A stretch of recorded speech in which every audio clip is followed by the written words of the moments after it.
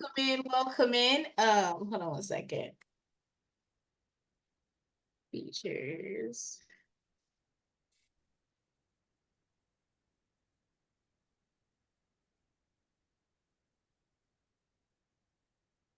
You know what? I don't know how I want to say that. Hey y'all, hey. Welcome to the room. Hold on. I'm gonna put this out and then I'm gonna circle the block on this question. Okay, David, I'm gonna circle the block on this question. Hey guys, welcome to the room. My name is Raquel May David, and I'm with my amazing co-host, David Sanchez. For you guys that are in the room, I'm saying this for myself as well. If you guys can put y'all phones on Do Not Disturb, if y'all got many people like I do, okay, they might pull up. They might pull up. I don't know. I did tell them not to come in the room, but you know, the many people that we created on this planet, they don't listen all the time, okay? But I am super excited that you guys have come in tonight. I want to wait for everyone to get in the room. We normally give it about 5 minutes before we get started. David, you can see my screen, right? Yes. Okay, so I like to start off by letting everybody know about the community that we are here to dip and do with each other. And no, we are not on Facebook. We have our own dedicated community. And Mr. Sanchez will drop the link in our chat for you to sign up. So whether you're using the free Dispute Panda or you are using the Pro, we want you to be a part of the community, be able to watch the lives, dip and do, and be able to make magic happen for you. Oh, we have more people coming in. Hold on. Oh, hold on. Sorry, y'all. All right. So we have a few people. Hello, everyone. Hey, Miss Clay. Miss Clay was in my class on it was Saturday, right? Because you know my days. Yes, it was. It was Saturday. We had such a good time. I'm so We sorry I did. kept it out so long. We did, and we learned so much. I appreciate you and your time. I am so sorry. Honestly, do. Huh? I said I appreciate you and your time that you set aside for the teachers and stuff. My pleasure, my pleasure. Did you go in the drive and get all the docs out the drive? Did the Google I Drive work? did. Okay, Yeah, cool. the Google Drive did work. Thank you. I needed that information. All right. So we had an amazing class on Saturday with a couple of amazing business owners within the Dispute Panda community. And I think we had one person that was not in the community, which I was so happy about. And we were able to like really dive in, talk about the foundations, and they got a lot of freebies. And you know me, I like giveaways. Okay, next time I ain't gonna be that friendly with the giveaways, Miss Clay. Okay, you want, okay, Miss Clay showed up and showed out. She hit all the boxes before the program started. So I was like, okay, I see she's like, I'm winning and I'm implementing. So I appreciate that. You So know yeah, what? I'm really is. you really are. How do I'm you really is winning.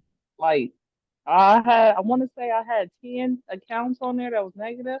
I have two on one and I have four on the other ones, on the other credit bureau. So I'm winning in these streets. I say that one more appreciate you. time? Say that one more I time. said I had 10 when I first started. I have four with two credit bureaus and I have two of them with another credit bureau. So it's man, I appreciate Come on. So and what software did you use again? you. Didn't you use the Dispute Dispute Panda? Panda. That's what I'm Dispute saying. I Panda. Thank need you. people in the back. You know, this is the church. The congregation in the back need to hear you now. They need to hear you now. They need to hear what's going on. So I'm so excited today. So for you guys that are here, I'm going to allow about 5 minutes. So if anyone has some quick questions before we dive into the platform, because you guys are already using the platform, I want to give you guys a quick 5 minutes to ask whatever your questions are about the platform. And then we are going to dive in on showing others how to use the platform. And the goal of today's class is for me to show you the world's famous, most used from anybody to work with me anyway, AI software that is pay as you go. And on this call tonight, I'm going to show you how to actually process a file for free. Okay, so we're gonna get started right at about 8:10 because I've noticed the flux that people normally come in right around 8:10, 8:20. So I'm gonna open the floor for questions and then we're gonna dive in. Jordan says, Mr. Clay, yes. Oh, Mr. Clay said, congratulations, Miss Clay. Okay, he was in the room.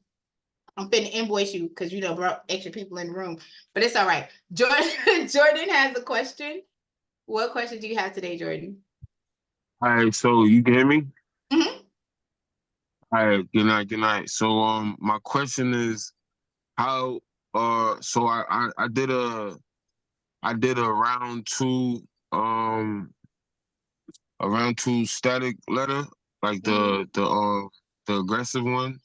It's been 45 days. I ain't getting no response again. You see what I'm saying? So I wanted to know, like, do I go ahead and send out another round Did you for? pull up? Did you refresh your credit report? Yeah, I did. Yeah. And which credit monitoring software are you using? Credit Dino. So when you go to Credit Dino, you didn't see any changes on your report. No, yeah, I mean I seen some deletions, yeah, but they didn't. That was for the last one. This round they didn't send me no replies or nothing. Okay. So what I'm gonna tell you, my love, I can only tell you that if you get you're saying you got no replies via email, you got no replies during the mail, and you saw no changes on your credit report after the 45 days. Right. Okay. So what I'm gonna tell you is like I told you last time to book a call so we can look side by side because Oh, okay, yeah, yeah, yeah.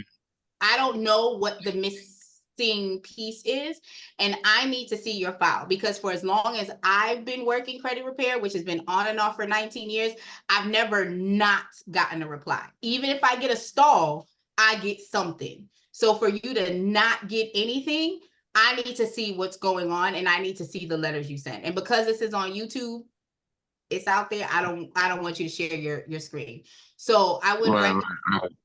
for you to book a call with me and that way we can share screen and talk about what's going on and then create a plan of attack specifically for you because I've never had an experience where I'm 2 rounds in and I'm not getting anything back from anyone, not the credit bureaus, not the secondary, that suspect. Right, exactly. All right, Okay. So all right, I'll drop my link, but I would suggest you book the call so that we can actually look at your file, do it side by side, and that way we can go through the report in detail. all right. Thank you.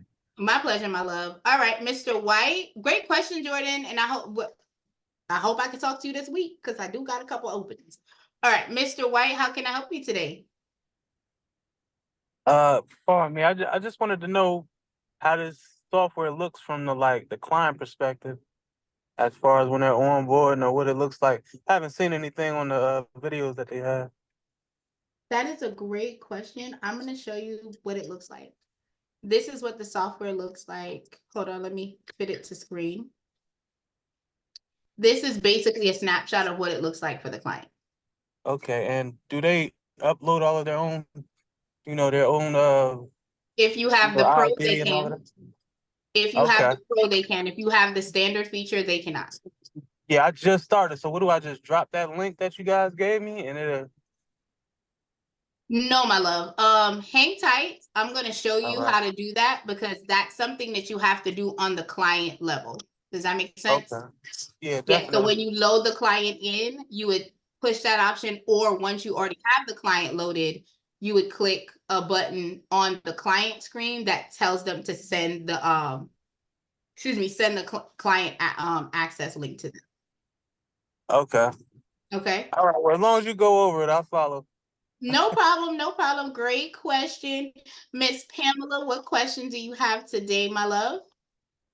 Hi, first of all, I want to say you look very beautiful. Thank you. I took a shower. I'm not trying to brown nose you. I don't need to do that.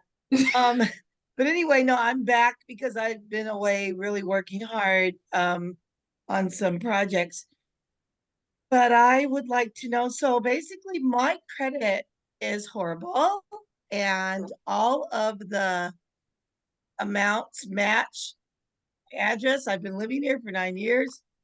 I just don't see, like, the thing is that, is it really realistic that I'm going to be able to get my credit, cleared up, even though everything, like, just really matches?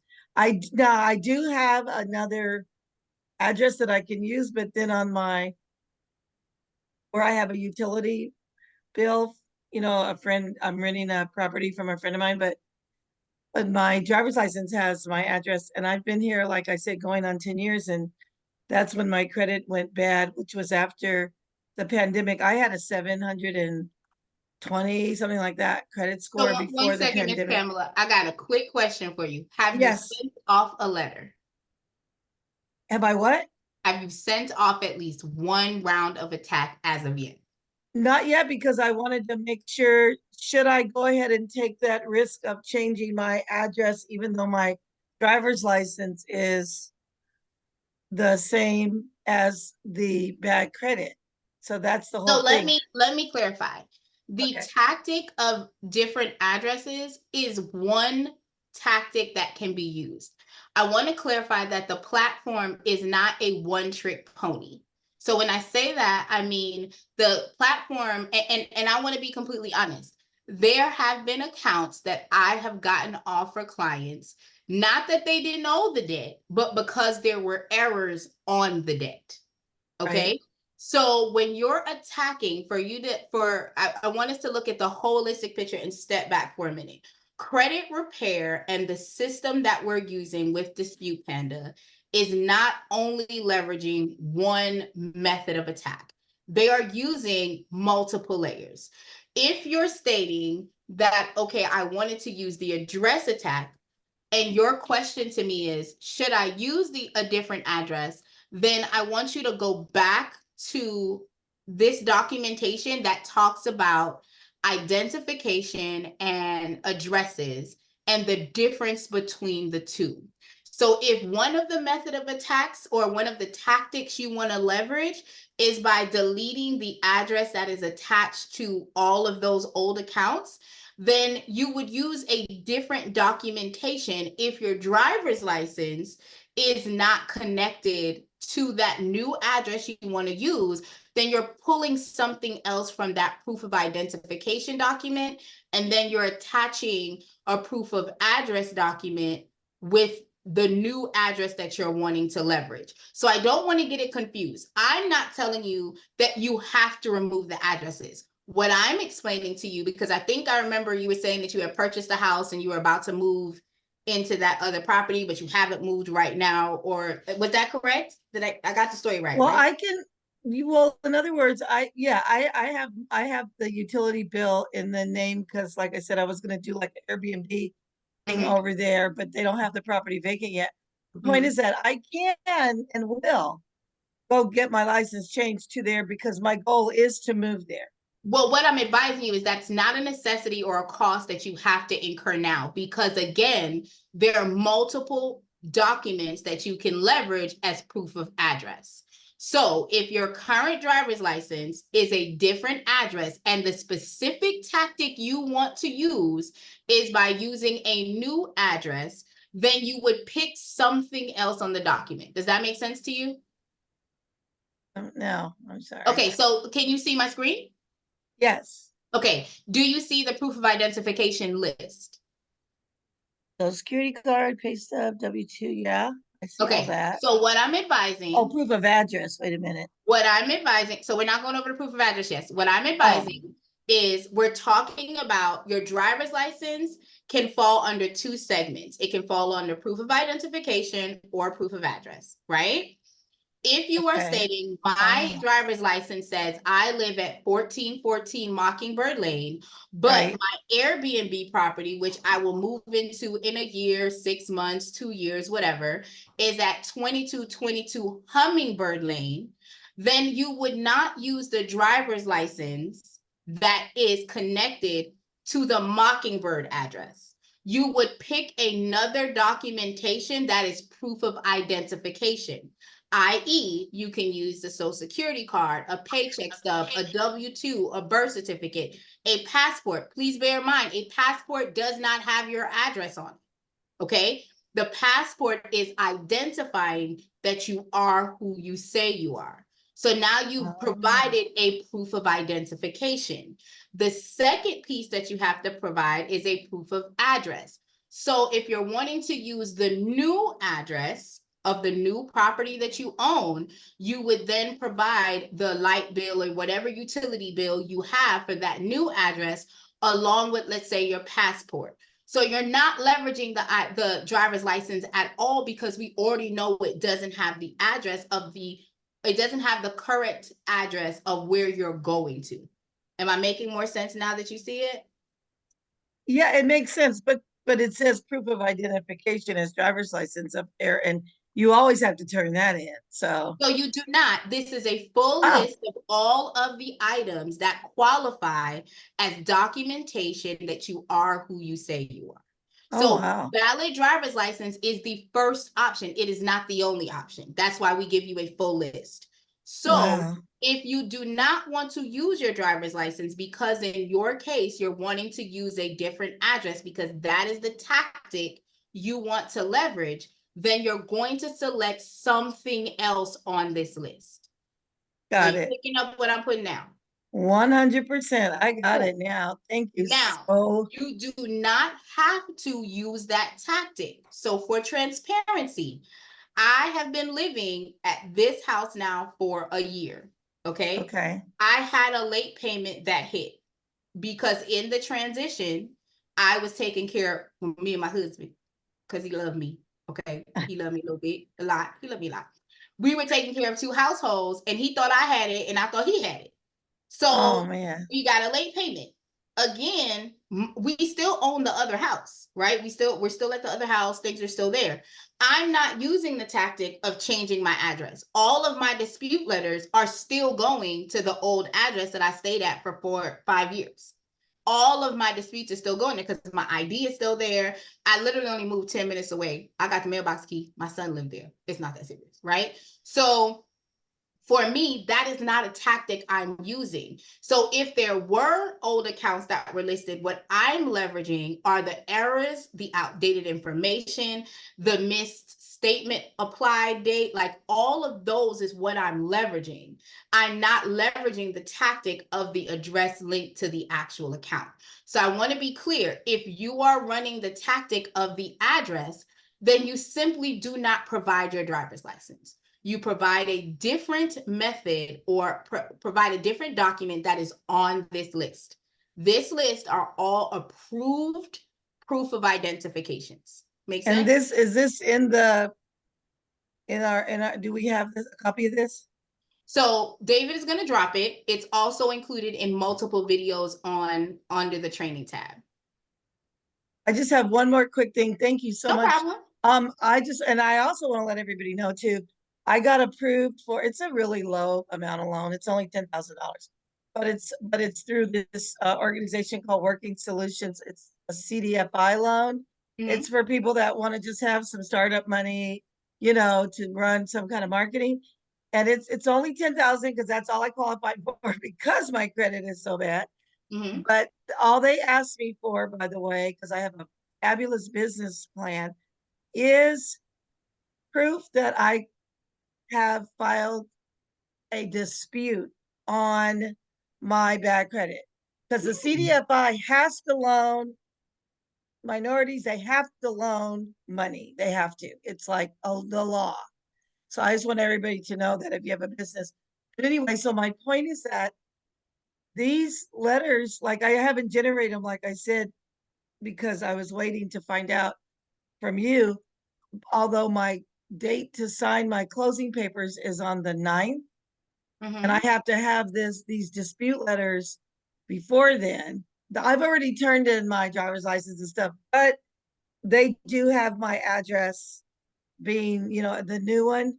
So my point is that, I mean, I don't know what my point is. I guess it's not going to matter anyway, but my point is that I have to give them dispute letters of all my credit. And I guess my question is, if they're asking for dispute letters of my credit, would that only be the accounts? By the way, I don't even owe all this money, by the way, that they're saying I owe. I owe about 50% of it. I do not owe that money at all. But anyway, the point is that do I give them dispute letters for every single account or just, I mean, even if it That even would be a question that you would have to ask them, my love. I wouldn't know. okay. When the letters are printed, there's depending on what letter or what flow you're selecting, there's going to be a certain amount, like a cap of amount of accounts that are on each letter. So you can, if they're asking for a dispute letter, you could generate one. It is going to generate one for each credit bureau.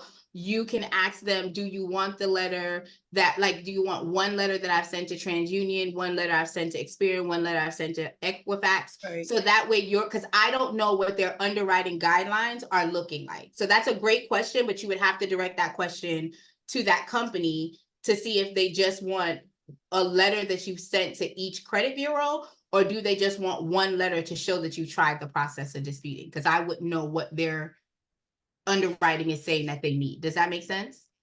Definitely. And then do you have like an hourly rate if somebody wants to meet with you? Like if I wanted to meet with you on one-on-one?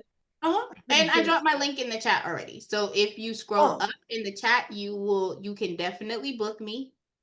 Book me. Cool. And Okay. it is my pleasure to help. And Miss Clay, you my boo. Ain't nobody charging you nothing. Thank Look, you. the class already left, child. Ain't nobody charging you nothing. What I was gonna say is don't get oversaturated with tactics, because sometimes we get lost in the weeds. Understand that Dispute Panda is going to do a lot of the work for you.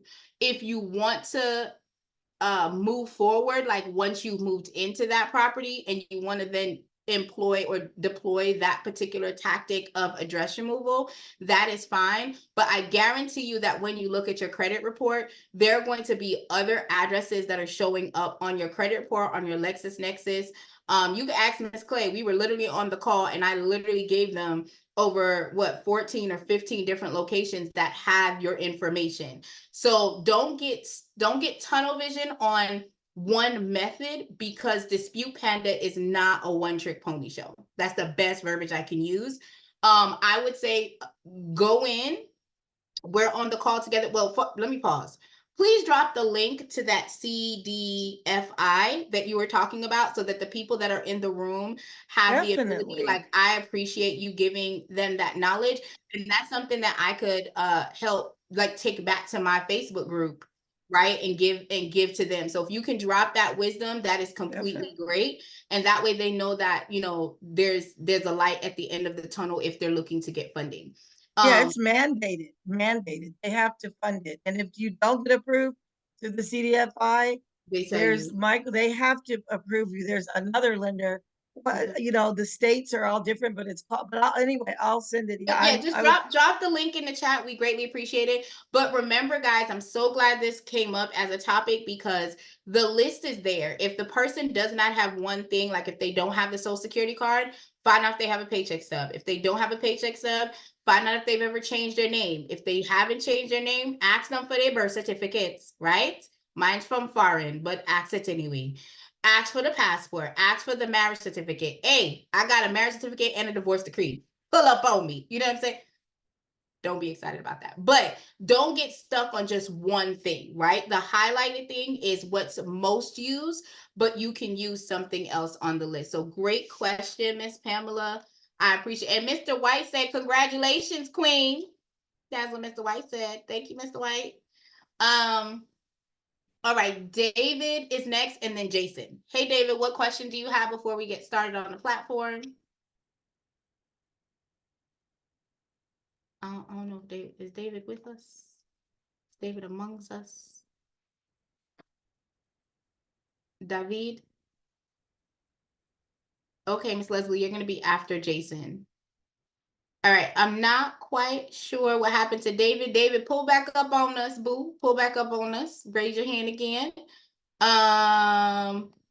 Jason, what question do you have, my love? Hey, Raquel. I wanted to say too, thanks to Pamela for sharing that bit of information about the loan. That was really good. Appreciate this community. My question, Raquel, I am on day 46 of my. I'm not sure if you remember. I started in a tag and I redid Oh, I remember it. you, and you didn't open your mail. I remember you. You said the mail was over there. I remember. And I was like, Right. that's why you're going to get clients that got mail over there. Go ahead. Right, right. So that being said, I can't say I've done entirely that much better with opening my mail, but I hadn't really, I hadn't really seen the mail. It's whatever. So I am, because I don't do the Credit Panda like daily or weekly, like, so it almost seems like I'm always starting over. So just to refresh my my credit dyno, I'm just trying to figure that out so I can see what has happened over the last So the go last. back to the, are you logged into your Dispute Panda right now? Go to your documents tab, Okay. scroll down.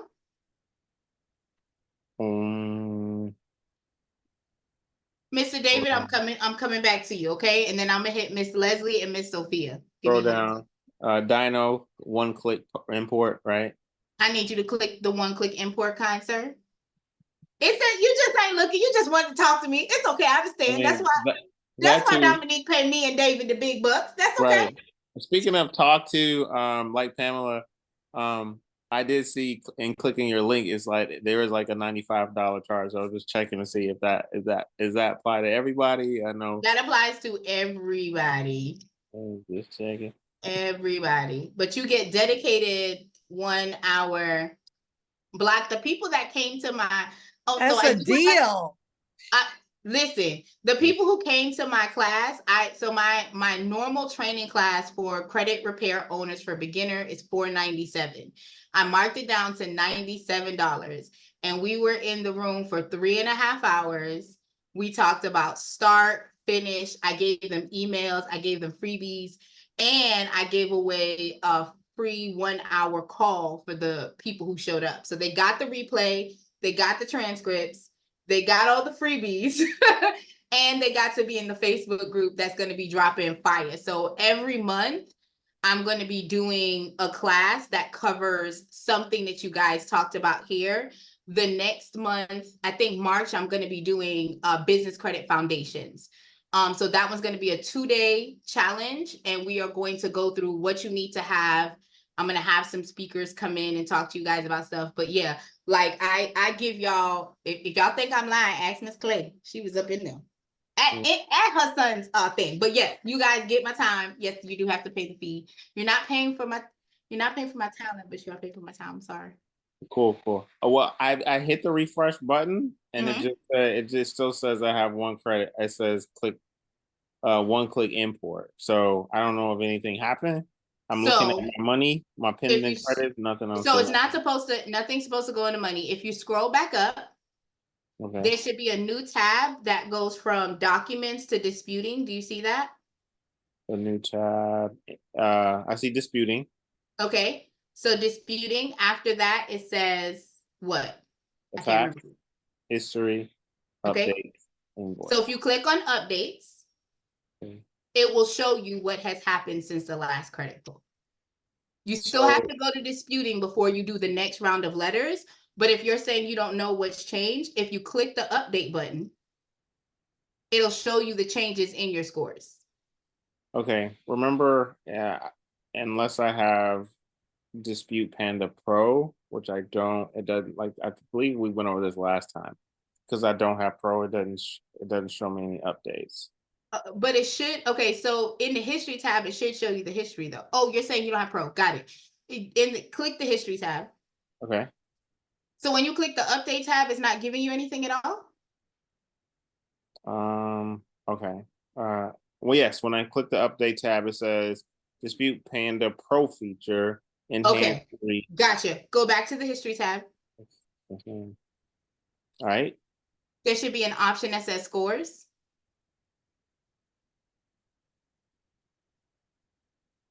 Okay, got you. And it will show you your last scores and then your score today if you just updated it today. Yes, it does. And it does say that. It's kind of sad. Kind of sad, but I'm not playing with you today. it's kind of sad it went in another direction, but we'll talk about that. That's okay. But what you need to look at, and this is a conversation that I had with the class the other day. When I say that my conversation is not just about the score because there's a specific dance that you're doing to get the score, my question is, has the debt amount gone down? If the debt amount has gone down, then you're checking off a box in the right direction. But you have to be able to know how to read the credit report to be able to differentiate that. Does that make sense? No, that's real talk. I understand that. Cool. But yeah, book a call. Appreciate you. You the best. Great question. Y'all gotta remind me if y'all got pro or if y'all got regular, because I be out in these streets hustling, bustling with the pro. So a lot of times when I'm giving y'all flow, you just gotta come on and tell me if you're regular Dispute Panda or pro. Any other questions, Mr. Hall? That's opening his mail now. I appreciate you. Well, I can tell you this. I'm probably gonna be like, what's the next now that I did my first attack? You got to go back to the disputing tab, select your inquiries, and just do exactly what I'm going to be doing today on the call. So stay at the disputing tab, and we'll join in. You might have to refresh, but don't worry about it. We're going to do it together. Okay. So that we can get your round 2 letters out. I'm locked in. Got you. All right. Thank you, Mr. Hall, for pulling up on me. Leslie says she the pro. All right, come on now. Hey, Mr. David, how can I support you today?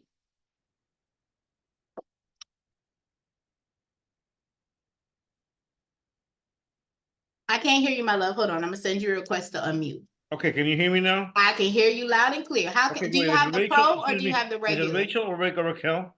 It's Raquel, like Raquel Welch. Okay, great. Raquel, I got a couple of questions. I sent the first attack 34 days ago to all 3 bureaus, but I got a letter back from TransUnion saying that they take the privacy very seriously. No, we recently received a request that included your information, but it didn't appear that you were a properly authorized third party sender to us. We take the privacy and security of your data very seriously, so we won't process requests unless they come directly from you or an authorized third party. So what do I do? So you're going to go, since you received that letter, and it was from what credit bureau? TransUnion. Okay, so do you have the pro or do you have the regular? That was a question I asked. The regular. Okay, so in that particular case, what you're going to do, what you are going to do is go into your attack. You're going to click like you're trying to do a new letter, and you're going to select the static letter. What you're also going to do is reprint out the letters that you originally sent to that specific credit bureau. Okay, let me take a pen, please. Sure. Actually, if you're here, I'll actually show it to you as to what you need to do. But you need to great, that's the fine. letters, and you need to send a static letter. Static letter, but all the letters again? You're gonna remail just to that one credit bureau, yes. Okay, but they'll see it's the same thing. So what's gonna change? That is correct, because they're telling you that they didn't work what you sent them. Yes, but I'll send it again, and they'll send me a letter again. You're gonna send the letter again, but you're gonna include in that letter the static letter that's going to be labeled stall. So you're not sending it again by itself. You're sending a stall letter that you find under the static letters tab. And you're going to include that stall letter with your original dispute letter and send it off together. Okay, that's one thing. Thank you, and I'll show you how to do that when we get there. Okay, that's one thing. And the other was okay, I got this on my phone. I took a picture of it. And what happens? Where is that?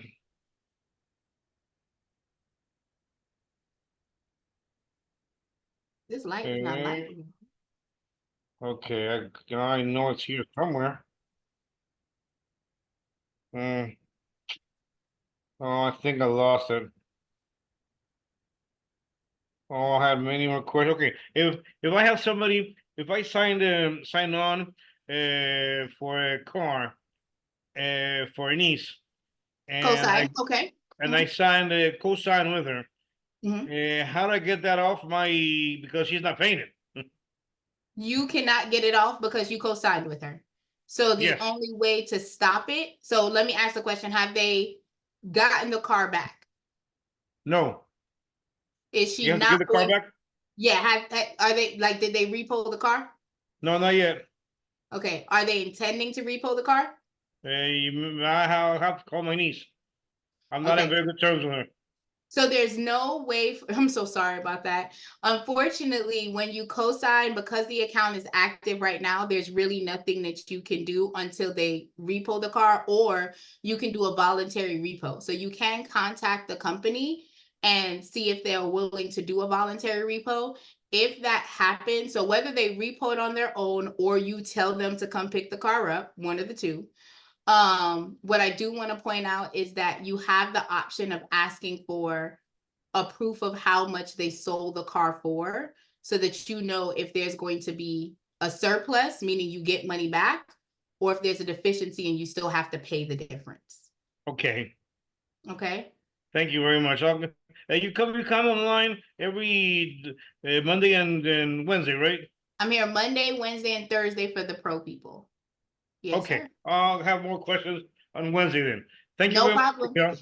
My pleasure. And don't forget that when you're doing that, the other way that you can probably get from under this so you can start disputing it quicker is to tell your niece you have to refinance this car in your own name to get me off of it. And that way, once it's refinanced and it's transferred to someone else, then you can then start attacking it. Oh, more okay. That's a good aggressively. idea. Thank you, Raquel. Very good idea. Thank you very My much. pleasure. My pleasure. I be trying to be solutions based for y'all just a little bit now, just a little bit. Miss Jackson, what questions do you have, my love?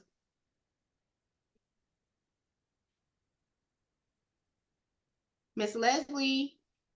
Yeah, okay. Miss Leslie, are you still there? Let me send her a message because I know she be dipping in. Can you hear me? I can hear you, Mike. Oh, okay, good. One, Good. Thank two. you. How are you? How's I'm everyone? great. How are you? I'm good.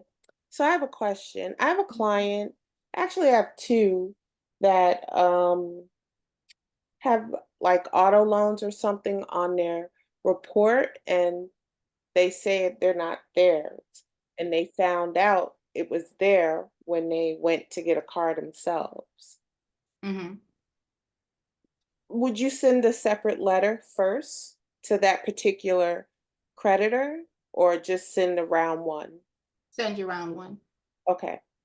Because in that letter to the Mhm. creditor, it will include a validation request. So send your round one letter up. Okay. I think I need to start reading the letters. Definitely a good idea. Right when we download them, when we generate the letters and then we download them, I'm just going to start going through and reading the letters and reading The verbiage. verbiage and the reference code, like the reference to the law and stuff like that. Absolutely. On the second class that I'm going to be doing, because that was the foundation class, we're going to have another class. That was probably going to be in April. I'm going to bring the Metro 2 coding book that I had from before. So that way, the question that you were asking about the codes and what it represents, I'll be able to give that to y'all as well. Are you going to have some type of event where we can come watch you speak or talk or something? I actually have an event that's coming up because I have a TV show that's launching. And so with that event, I do have a media TV tour that's launching with myself, a photographer, and a podcaster. And it includes a magazine feature in my magazine. And I will be speaking at that event in May. So you guys, but it's in Texas. We do plan on seeing what happens in Texas and the movement. And then our intent is to move it from state to state, so everyone has access to it. So it's going to be a live podcast. TV media is going to be there. You get a red carpet interview. You guys get to be in my magazine. You get I think there's going to be executive producers. I know 2 network execs are going to be there, and 1 network owner is going to be at the Texas one in May. What city in Texas? I am in Killeen. So we will be holding the first one in Killeen. And then I think the second one that we're doing is going to be either Dallas or Houston. Okay. Great question. But yeah. Colleen, is that in the Dallas-Fort Worth area? Nope, I'm actually next to Austin, Texas. That's the closest major city to me. Okay, got it. Can you Great. do it in Vegas? I will be at CreditCon in Vegas in May as well. I think May 1st through the 3rd, I'll be in Vegas. You said it's called Credit Con? Mm-hmm. Okay. Yes, ma'am. I will be there live in person with all my shenanigans and foolery, tomfoolery, Okay. and my church wig. We all coming. And my last part to that, it sounds like identity theft. And is that a whole nother thing? That is a whole nother process, and I do cover that in stage 2. Okay. So the next class that rolls out will be covering those 2 pieces. That's Wednesday, right? No, it's not. No. Like my next class. So I want to make sure that I'm clear. The Dispute Panda call is only going over questions that have to do with Dispute Panda. Right. So my classes will be subject around everything that has to do with credit. Don't forget to log into the Facebook group, because a lot of the information as to when the class goes live is going to go there first before it goes anywhere else. What's the Facebook group? It's in your email sequence. That you ain't read my email, did you? I have like 6 emails. I'm sorry. No disrespect. Did she just say I wasn't important, y'all? No disrespect. Oh, she said I got 6 emails. No, but for real, it's in the email. The second email that I sent out, it has the link to the Facebook group, and it was one of the steps that gave you the ability to get a free booking call with me if all of the steps were completed before y'all got on a call. But just join the Facebook group. When I have the next class that's going to cover outside of Dispute Panda, you'll get the first invitation, everyone that's in that Facebook group. I think you missed me. I did not, because Miss Clay got it. Miss Clay, did you get it? Drop it like it's hot for her, Miss Clay. Drop it like it's hot for her, Miss Clay. Okay, what day was that then? The same day. All of those email sequences went out the day before and the day of Saturday. So when we were on that Saturday call, got you. Okay, I'm correct. Sorry. Correct. All right, thank you. My pleasure. Great questions. All right, we're gonna take Sophia, and then I think there's one more person that has a question, and then we're gonna dive in. Okay, my question is, once you've sent off the first round and let's just say everything comes back verified and updated, what's next after that? The next round, but I have a follow-up question for you. Are you using Pro or are you using the standard? I think it is regular. I want to say regular, but I'm not 100% for sure. But let's just say if it's regular. If it's regular, you still want to do the next round. What I would tell you to add is a validation letter to each one of those creditors that's separate and apart, that will go directly to that particular account. My only concern is when you have the Pro, it's automatically generate letters to the creditor. So if you have the free version, you're going to have to physically go in, pick one account at a time that you're disputing, create the validation letter, and then send it out to the actual creditor. So if you have the Pro, you still got to send it out to each creditor, is what you're saying? But you click a box and it does it for you. It generates the letter for you. So you don't have to do an additional step. If you have the Pro, when you're going in to do the dispute, you would click the box that says generate letter for creditor. It says Pro only, and it will literally generate the attack for the credit bureau, the attacks for the creditors, and then all you got to do is come back in and generate the attack for the secondary bureaus. Okay, so you got to do debt validation next. That's what I would do, but you would still do second round. You would just also include the debt validation letter. So what would second round be then? Static letter still, or? So my question is, what flow are you using? I think the first round I did the very base level, but I did the Metro and I did the handwritten. So I'm confused. So let's circle back real quick. Are you using the new flow or are you using the red or blue or black attack? That's what I need to clarify. The nerve. Okay. Which flow? I know this is gonna sound okay. So you can see my screen, right, boo? You can see my screen? Yeah. Okay. Did you pick one of these attacks or did you pick the new attack? Let me look to see. Punch or furry. So this is the new attack. Yeah, probably It sounds the old attack. Yeah, it sounds like the old. Okay. So when you said nerve, I'm not quite sure which one you picked, but if you're going by the old attack, you would pick the next sequence of letters. Am I making sense? So if I did a nerve attack first, then I would go to the Supreme boosted.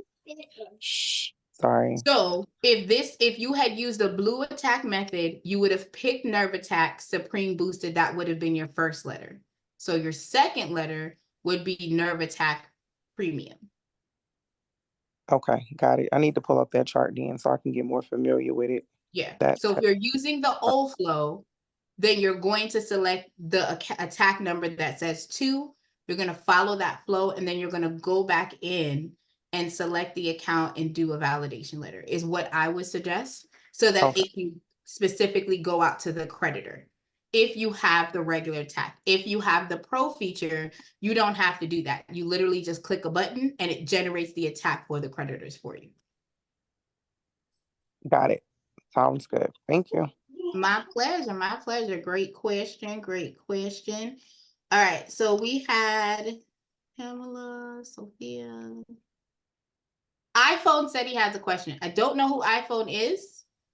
We're going to take that last question and then we're going to get started with the platform. David, I'm going to pull you back up as soon as we get into the platform to answer the question that you have. So please don't forget it. Just write it down.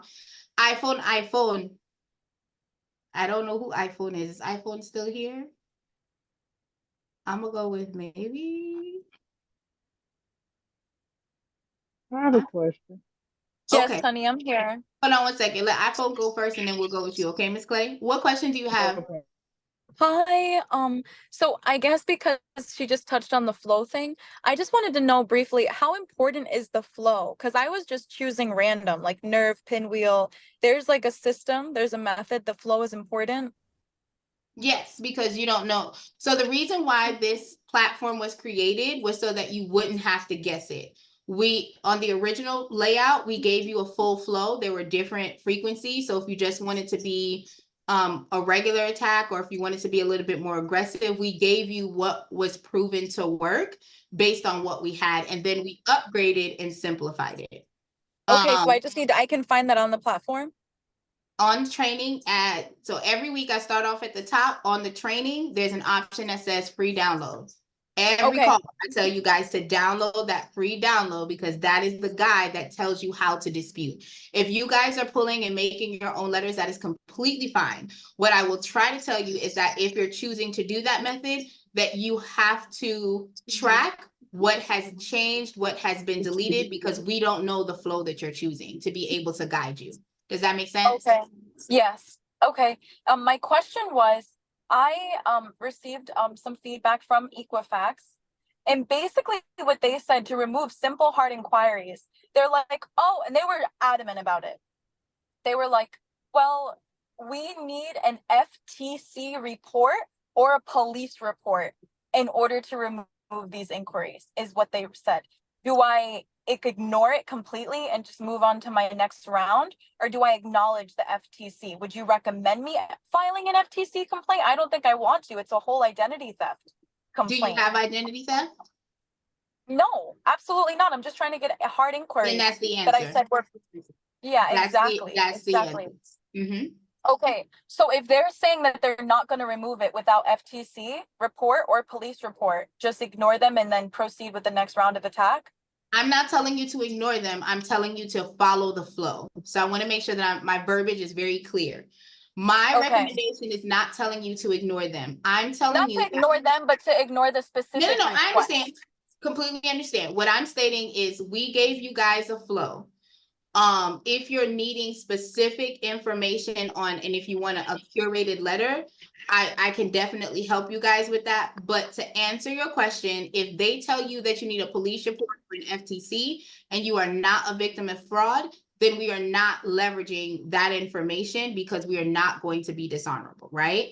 So obviously, yeah. So just, you pick the flow, you work the flow, you track the success.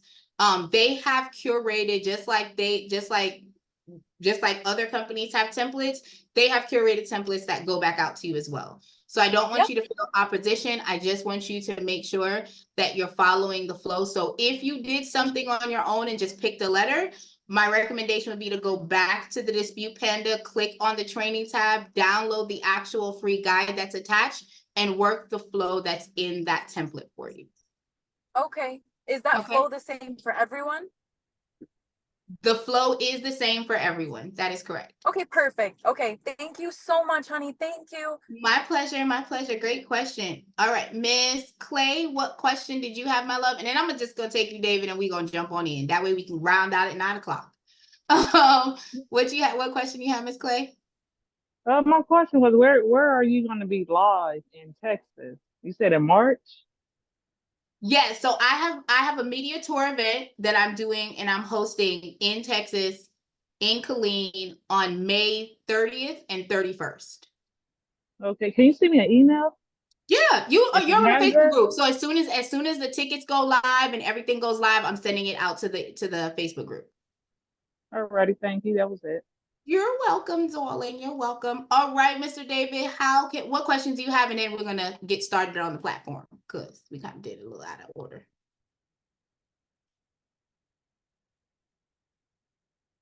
Okay, can you hear me, Rico? Loud and clear, Rachel? loud and clear. Raquel. Okay. I sent the first round of attacks and nothing happened. What do you mean by nothing happened? How many days has it been? 34. Okay, so you're gonna pull your credit report on day 35 or after, and then you're going to look to see what has happened. You Okay, can't it's say one more nothing has day. happened until you have pulled the report. If you're using Credit Dyno, you have to wait till after day 35 to pull your credit report. Okay, I pulled it today at 34. So should I put it tomorrow or 36? You should have pulled it tomorrow or after. Okay, I'll pull it tomorrow and get back to you then on Wednesday. Okay, no problem. Okay, well, one other thing. How do I eliminate bankruptcies from bureaus? Did you pick the flow? Did you see this flow? Yes, but I already sent you guys an email. You gave me that, but I don't see bankruptcies there nowhere. So let me clarify. This flow is whether you have bankruptcy, repo, eviction, anything that you're trying to dispute. Oh, this is okay, the flow that we're giving you. Correct. Now, if you want to have a more intense session where we talk about additional things that you can do in additional places where your bankruptcy is leveraged, so you can dispute there, you can book a call and we can go over that. But as far as what you're doing, if you have any negative accounts, repos, evictions, bankruptcy, charge off, this is the flow that you're using. Okay, thanks a lot. I'll wait then 2 more days and get back to you. My pleasure, my love. Awesome sauce. All right, y'all. Let's get into it now. Oh, wait. I answered iPhone. Okay. No, I answered iPhone. All right. Thank you guys so much for coming. Y'all know how it's going to happen. I normally start off with the community. Did I do the community already? I hope I did. Because y'all know I got a vintage brain. Just work with me. So if you guys are not a part of the community, please, please, please, please, please pull up on me. Okay. I do try to go ahead and post in here and contact everyone and talk to people as much as I possibly can. Please forgive me if I jumped out. This weekend was heavy for me, but our wonderful mod JM is always in the room. Dominique does pull up, and our Dispute Panda support team is on site 24 hours a day, 7 days a week. So if you do need them, they do answer in the community as well. Let me go ahead and come on over here. So we are going to dive into why you guys are here today is to talk about the Dispute Panda software, 100% pay-as-you-go credit-based system, which means you don't have a monthly expense if you guys are using the free platform. I am going to go into depth of what comes with the pros and the benefits of them, and I'm going to show it to you so you guys can see it. But on average, if you guys are using the Credit Dyno software, which is the credit monitoring software, there are some perks that you get. So number one, of course, obviously you get a free round of attack. That's the number one thing that I love about it. Number two is you get to see the full 7 years of your client's report. So a lot of the credit monitoring softwares that are out there right now, y'all, it only gives you 2 years. You are able to see the full start of that client's file. You can talk to them about their past, what happens, the isms and schisms, and help them from there. Okay. So it does give you a full 7 years of report. And there are also some nuances that it catches because the Credit Dyno was created for Dispute Panda. So they're kind of like mom and dad. Yeah, let's talk it like that. I'm going to go through and show you guys the intricacies of using the actual Dispute Panda platform. Once I get in, I will cover the pro and I will cover the integration as well. What I want to say is that you can upgrade to the pro feature. The pro feature is a trial run for $1 for 14 days. You get the ability to get letters specifically to the creditors. You get updates, which I'll show you guys that in a moment. But there are a lot of really cool features, as well as the feature that the young man was talking about earlier today, where you can send a link to your clients and your clients can upload their IDs, upload their information. You can even create an onboarding form. So as soon as the person wants to sign up, you send them the onboarding form. It collects all their information, puts it in the database for you, and Bob's your uncle, okay? You guys can pay for the pro for 100 for a whole year. It gives you 2 months for free. And again, I'm going to go into some of the intricate features that I like for the pro version, so you guys can make the decision if you want to do it or not. I do want to go ahead and take you to something that I love on the platform, which is our training tab. I'm going to say this again, y'all. When y'all click on the training tab at the very top, it says Dispute Panda Guide. Use this attack guide to find all the preferred and most effective attacks available at Dispute Panda platform.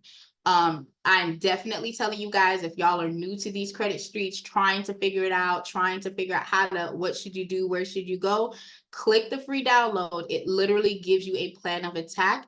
And even if you don't have the pro version, which means you won't be able to print the creditor letters, these flows still work. I'm just telling y'all, these flows still work.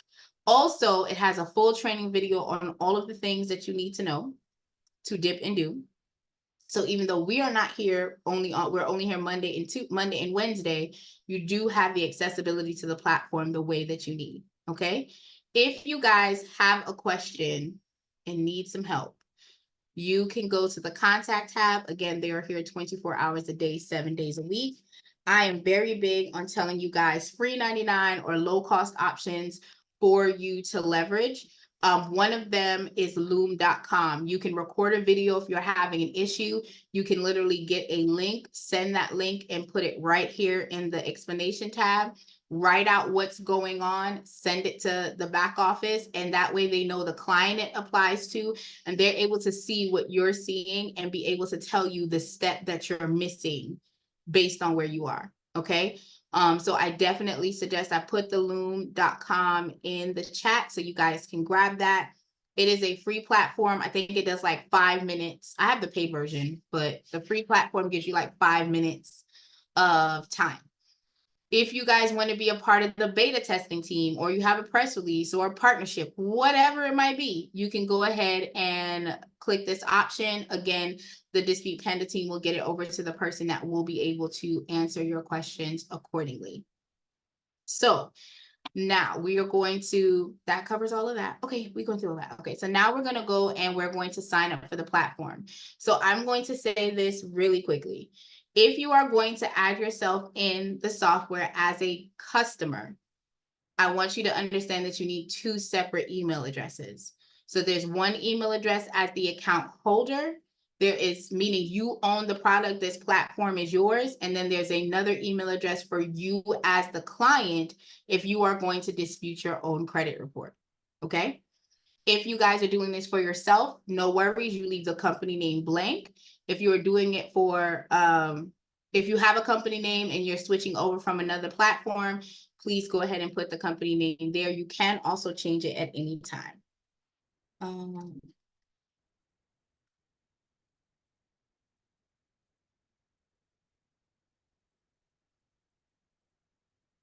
So you are going to put all of your info in here. Now, everyone that knows me knows that I like coupons, okay? I like discounts. I love it. So I'm gonna click on it. I'm nosy. I want to know what's going on. I need to know special offers. I need to know new products. You do not have to click that option. I do. Whenever I sign up for stuff. Okay.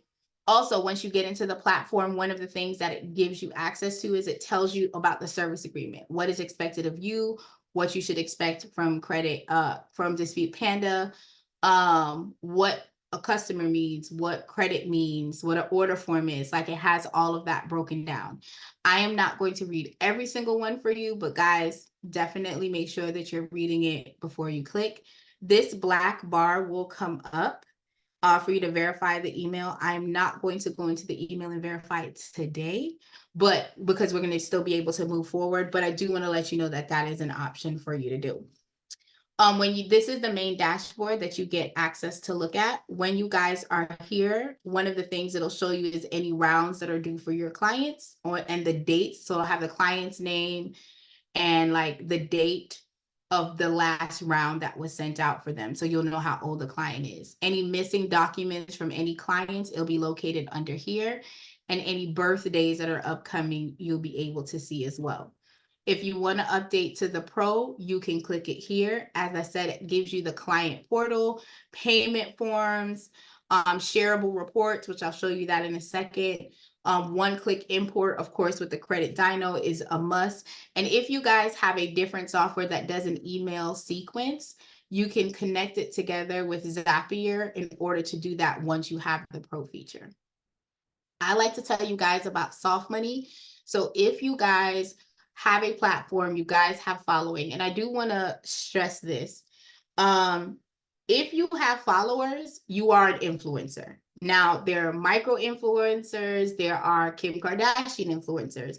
But if someone is coming to you, they're coming to your page, they're commenting, they're asking you your advice, understand that you are still influencing the movement, okay? So I don't want you to get lost in that. And there are ways that you can monetize on that. So for Credit Dyno, you can become an affiliate and have your own dedicated link. And one thing that I do every month, like about the first day through the 7th day of the month, I make a post about checking your credit. And on that post, I could put my link in. I do it randomly throughout the month, but mostly on the first and the end of the month, that is something I post. I have it in my link, in my bio, so that if people click on my bio and they see pull your credit, they'll click that button. And I secretly get $8 based on my package that I have. I get $8 off everyone who signs up for Credit Dyno under my link. So this is something that you can do as well.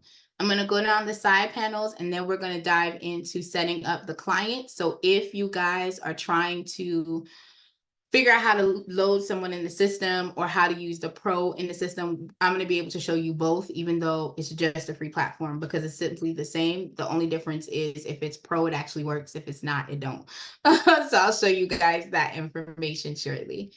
If you have a client already in the system and you want to find them, you can go at the top. You do have to type in 3 characters for it to pull up, or you can click on the client tab and it will take you to all your active clients, any inactive clients you have.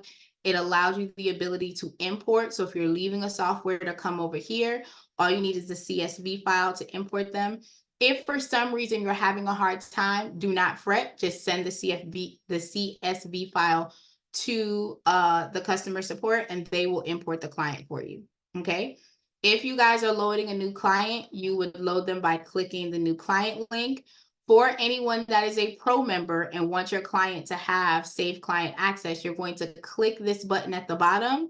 Once you load their information in, it will automatically send them an email that allows them to log in and update their information. So they can sign the contract, pull up the ID, they can do all of the things all of the time. Okay, so this is if you have the pro feature, you would check this button. If you do not have the pro feature, it will tell you, this ain't a feature you got, so it ain't gonna do anything. All right, okay. In my Tabitha voice. Any letters you guys send out will appear here under the letters tab. I do want to point out that if you're asking the system to mail the letters for you, it only goes out Monday through Friday. You'll have to complete the letters by 12 p.m. PST for it to go out the same day. Otherwise, it's going to go out the next day. This is only trackable if you are using certified mail.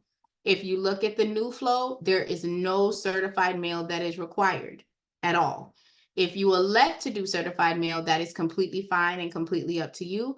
But just for transparency, the only time you can track it is if you're using a certified option. And I will show you guys that once we get to the letter generation, I'll show you where you can go to have the system mail the letters out for you.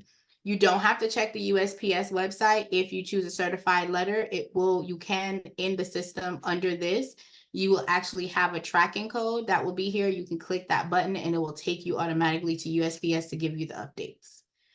This inbox is a pro feature as well. And this is so that once your client has that safe client access portal, they can send you emails and be like, hey, you know, my son used my credit card and maxed it out, or I lost all my IDs, or whatever they want to tell you, they can put it in that database. The report feature is something that I truly love. Hold on, let me see if I can pull it up, y'all.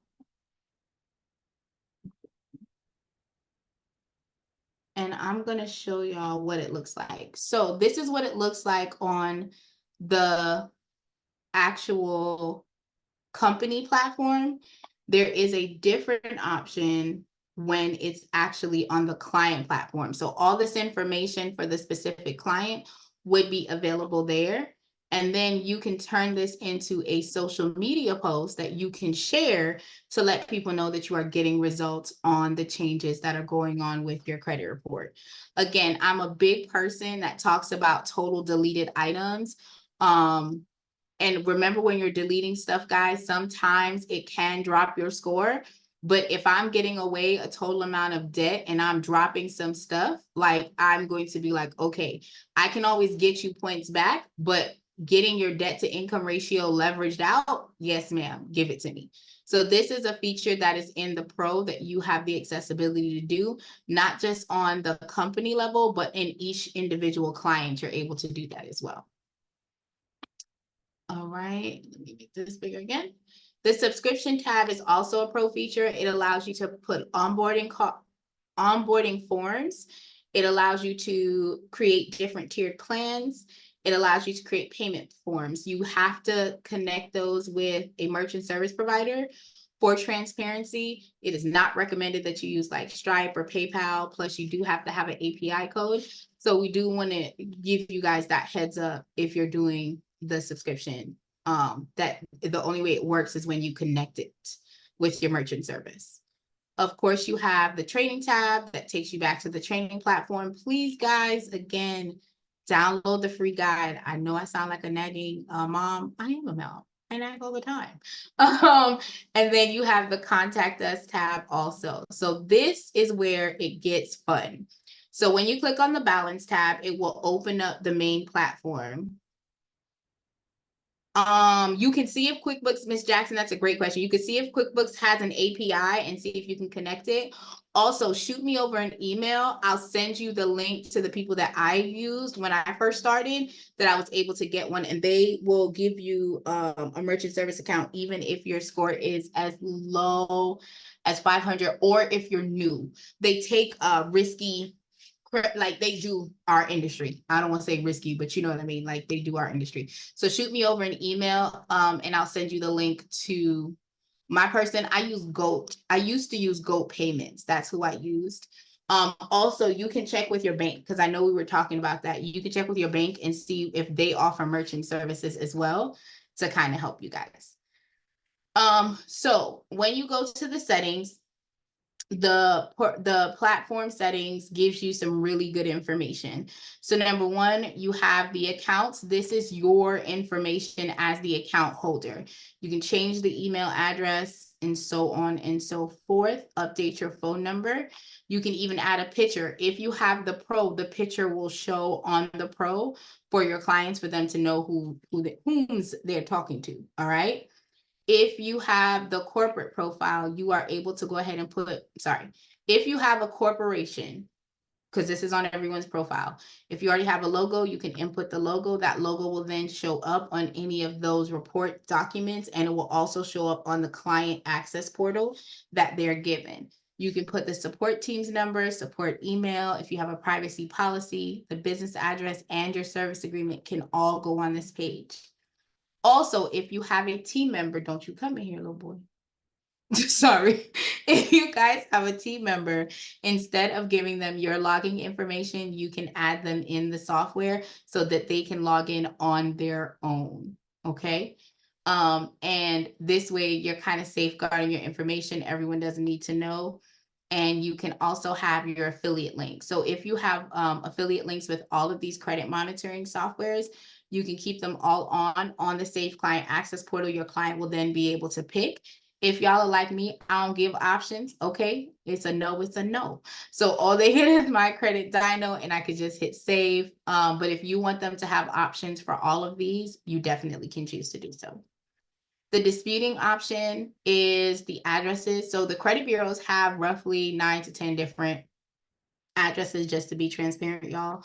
Sometimes you might get a letter back and it's coming to a completely different address. One of the methods that I use is sometimes I send letters to that different address that they sent me a letter back from. You guys do not have to do that. You can follow the flow that's here. You can use the address that's here, but if you decide, hey, I'm getting a lot of correspondence back from this location, you can come in here and edit it and put that new address in. And now this address is what's going to be printed on all of the letters. Okay. So just wanted to tell you guys that you guys have that freedom to do that. Okay, the billing tab. This is where you can go to upgrade, of course, to the pro. You can also add your payment, your preferred payment method on the software. I want to point out that on the software, since you are the owner, the only person's credit card that should be on the platform is yours. No one else's, just yours. So if you are doing this for your cousin, your friends, your aunts, your uncles, and you're just starting it as a family thing, please, guys, make sure that you're collecting the funds from them and that your card is the only card that's on file, just for safety purposes. If you would like to purchase in bulk, you can do so here, and that way that credit will then transpose over here. Please bear in mind that all static letters, which I'll show you in a minute, are free as long as you have money in your balance, okay? Now, we did find that there's a popular amount that's normally purchased, so it's either $20 or $60. So you can sign up for a subscription and it will give you 50% more of what you're looking to sign up for. So if you sign up for $20 every month, you'll get 30. And if you sign up for $60 every month, you'll get 90. So every month, so let's say if you sign up today, every month on the 5th, you'll get billed $60, but what'll be added in your balance is $90 over here. All right, all right. Your invoices is where you can track everything that's going on for your pro invoice, your standard, or any statements you have for your clients. The activity tab allows you to track the attacks, any mailing, or any credits that have been earned from your profile. The integration is a pro feature where you can allow Zapier to kind of take the information from here and plug it in other places for you. And if you guys want to do the referral, you can click the accept option. You can earn free credits by referring people to Dispute Panda as well that may want to start the journey also. So that is kind of wrapping up the actual screen.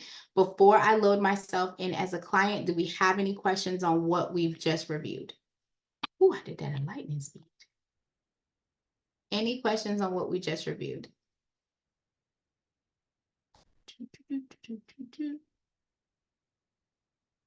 Miss Pamela over there eating. What you eating, girl? I want some. I want some. What It's you Paul eating? Newman's popcorn. It's so good. Ooh, I'm Paul over here Newman. drinking It's a all protein shake. organic. Really good. Oh, okay. Well, I want to give some shout outs. Thank you, Mr. Hall, for being here. David, iPhone, I think her name is Sabrina. Thank you for being here. Sophia, Miss Clay, John White, Mr. Clay, Tiffany. Oh, thank you. You are welcome. Tony, Terrell's phone, thanks for pulling up on us today. Richard is here, and we have a new person. I think it's Demetrius that's pulling up on us. So, and Zoe, sorry, my love. I think it's Tanja. I think it's Tanja. Tiffany, welcome, welcome, welcome. Please do not be scared, honey. Come on, pull up if y'all got questions. I might have some answers, and if I don't, I'll find them for you. Okay. All right, okay. Hey, Michael, Alexander, of course, Miss Jackson, Tony G is in the building. I really appreciate you guys coming on in and dipping and doing with me. It is truly appreciated. So now I'm going to load myself as a client and we're going to dip and do. Oh, my pleasure. We are just going to dip and do with all of the information here. So please remember that the information that you are putting into this platform is specifically going to be generated on the letter itself. Punctuation, y'all. I will not tell y'all no lie. Make sure that y'all are filling out what the boxes are asking for. Now, the email, it does not go anywhere, to be quite honest. The email doesn't go on the letter, but I do want you to make sure that you're copying it correctly, because if you guys have the pro feature, please remember that if that email is wrong, then they're never going to get their client access, right? So you want to make sure, and it has to be, so the email that I have as the software user is this, right? If I try to use it, it's going to tell me that I can't. So you want to make sure, what's my phone number, y'all? Okay, that's my phone number. So you want to make sure that you change this to a different email address. You only need the last 4 of the social, because that's the only thing that's going to be generated on the letters that are going out for your client. And if you have a unit, a suite, an apartment number, only put it on the address line. The city and state needs to go into its individual boxes. All righty, all right, all right.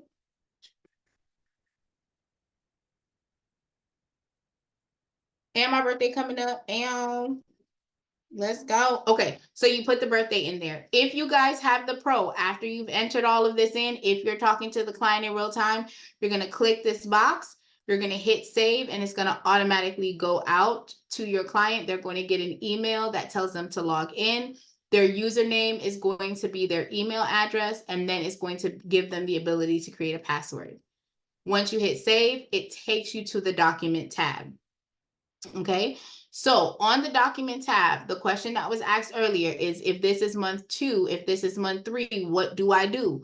You would come back in here. As long as it's after 35 days, you will click the one-click import, and the numbers are going to be updated as long as it's past the 35th day. If it's the 34th day, nothing is getting updated because you have not hit that time frame for the numbers to be changed.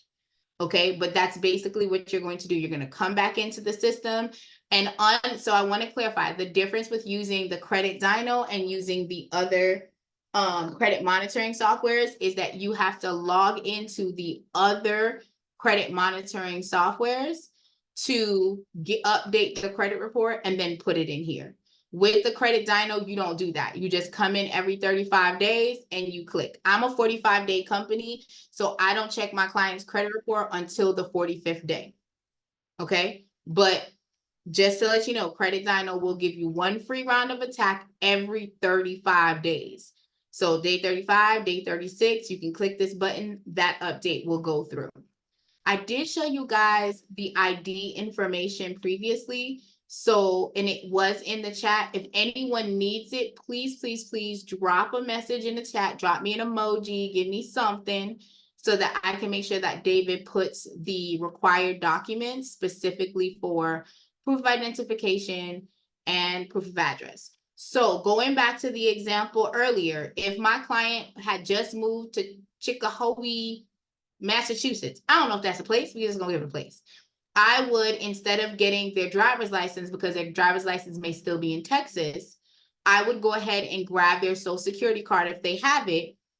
And the social security card would be a full method of identification.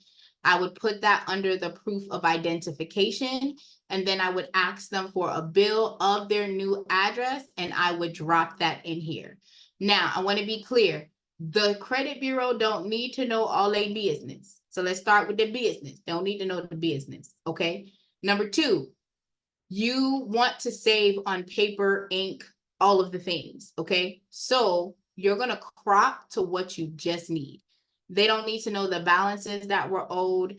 All they need is the date that shows that it's within the last 60 to 90 days, and they need the person's name and address. You're going to click and save and call it done. If your client goes and gets an updated driver's license, you come in, you just remove that, and you go ahead and drop the driver's license in here. If it's on a big sheet of paper, you're gonna come and crop it and hit save. And you are officially done. This is optional. This third section here is optional. What normally goes here is a social security card. Again, if you use the social as a proof of identification, you do not need to add it in under the optional tab. Make sense? Make sense? Clear like rain? Let me know. All right, I'm gonna stop sharing and I'm gonna grab a client's login. If you guys have any questions while I'm trying to do this, you can come off of mute and ask your questions.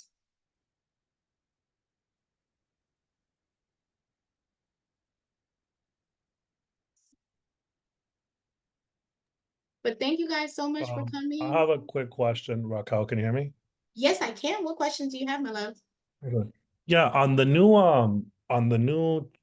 well, a couple of things. You mentioned the sheet that shows you the acceptable IDs, the black and red one that shows you, the type of utility bills and all that.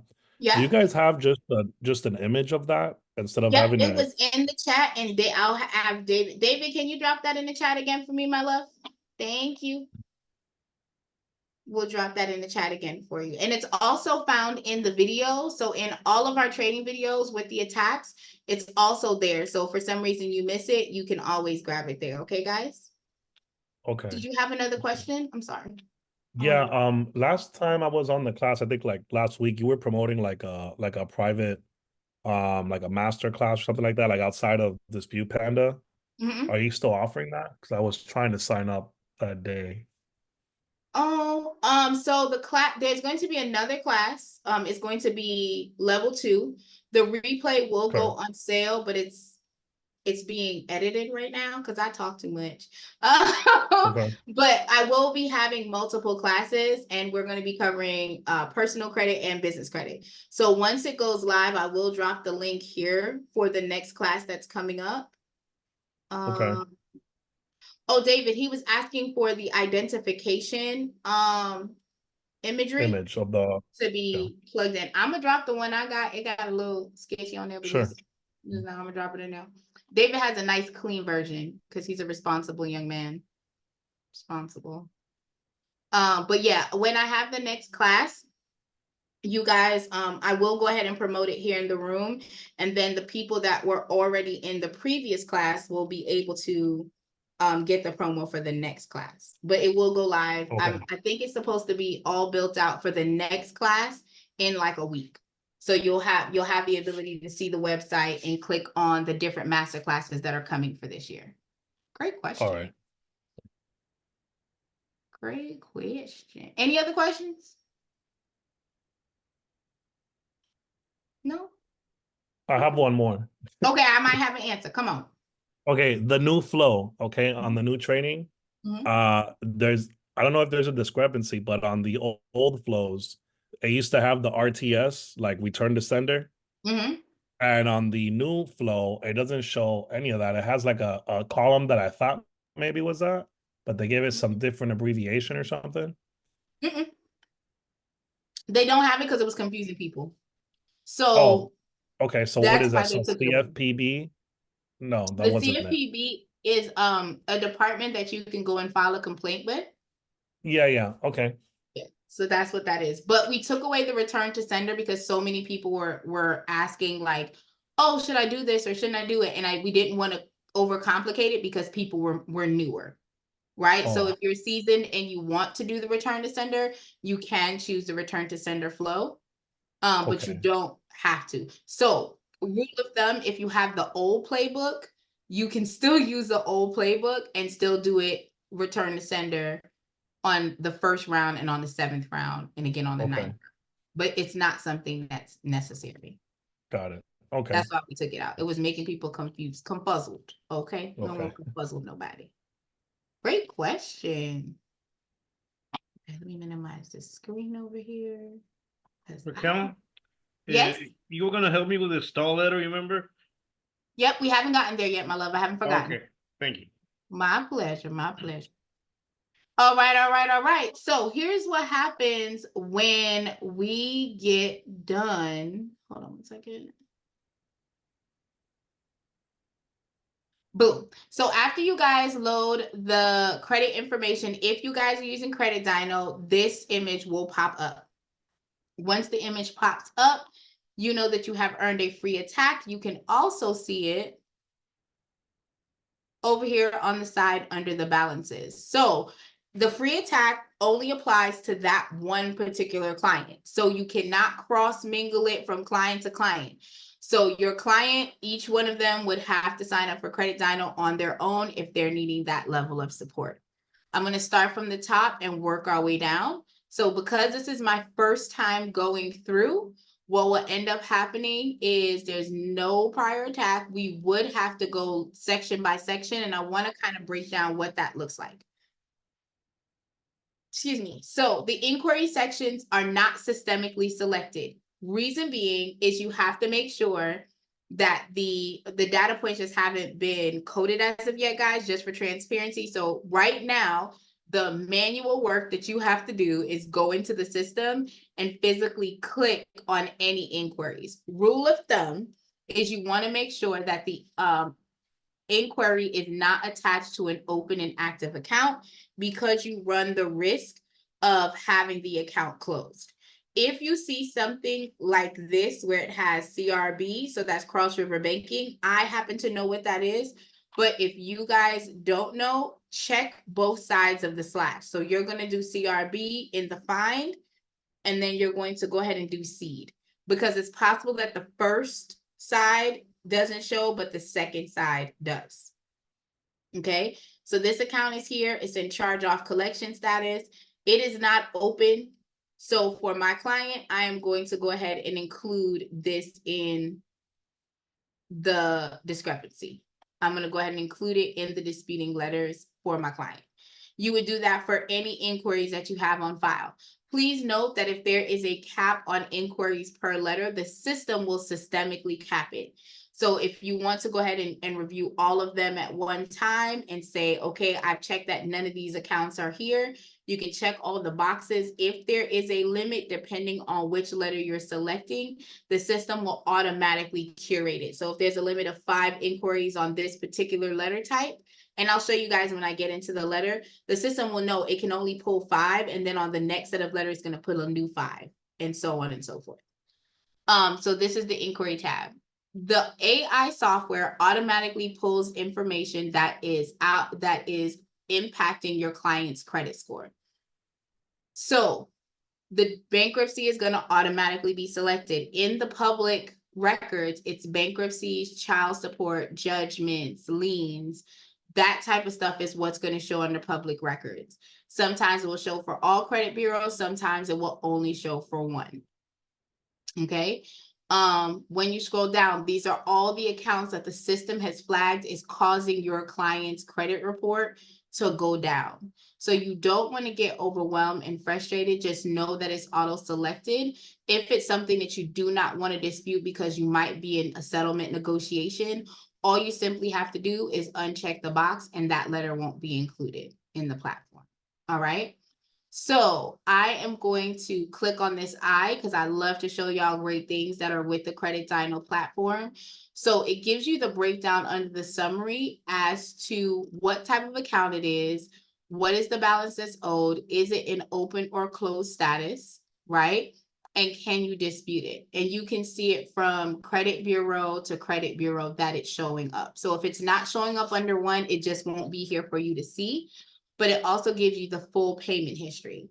So one of the things that I talk about is with your payment history, that's worth 192.5 points.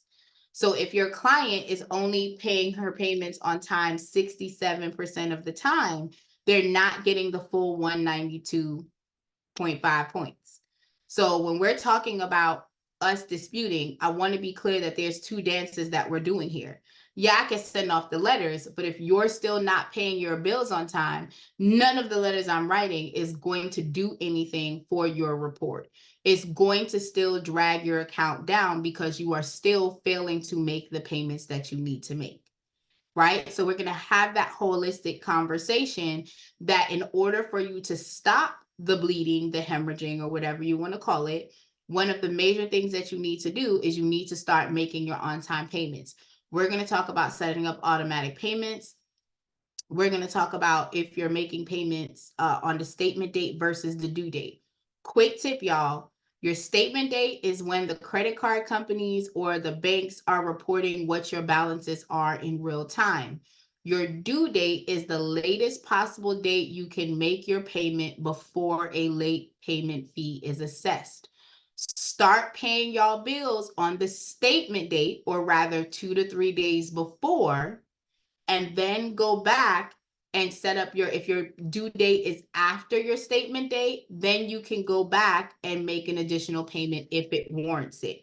But that is one of the pro tips that I give on every call. So when y'all are looking over your credit profile and you have a client that's saying, oh, well, this credit repair is not working, see if this has changed month after month after month.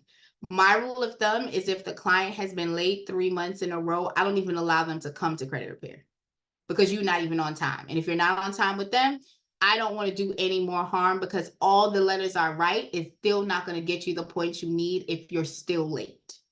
Does that make sense? Clear as rain? What questions do you have, Miss Pamela? You're only talking about open accounts, obviously, right?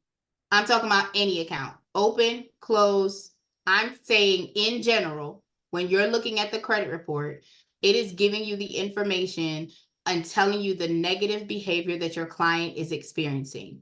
So if your client account is open or closed, the conversation that you're having is not whether or not you need to pay it because it's open or closed. The conversation is it's 192.5 points for you paying on time. This is, so if we're talking about an open account, we're going to say you have this open account that is being reported to the credit bureau as it's open. So you need to start making the payments. We're then going to have the next conversation of your utilization. Your utilization is worth 165 points. If you are over your limit, you are not getting those 165 points. So we need to get you under your limit in order for you to have what you need. You follow what I'm saying?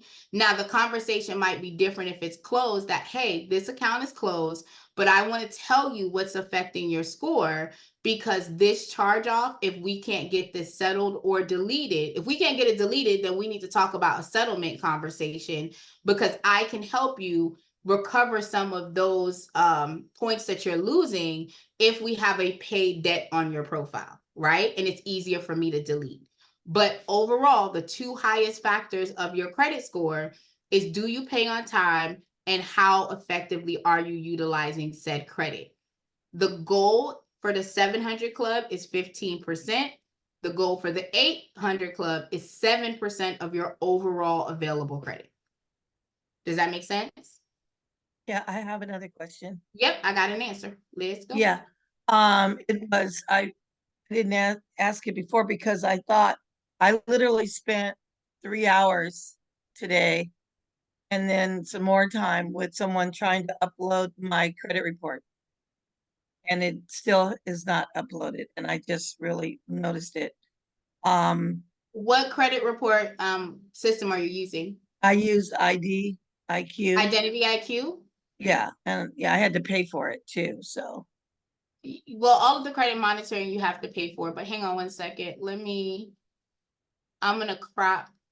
Hold on. Give me 1 second, because I gotta crop some stuff so I can answer that for you. Okay, cool. So if you have Identity IQ, hold on. Keep editing. Let me save this real quick. All right, if you guys have Identity IQ, you would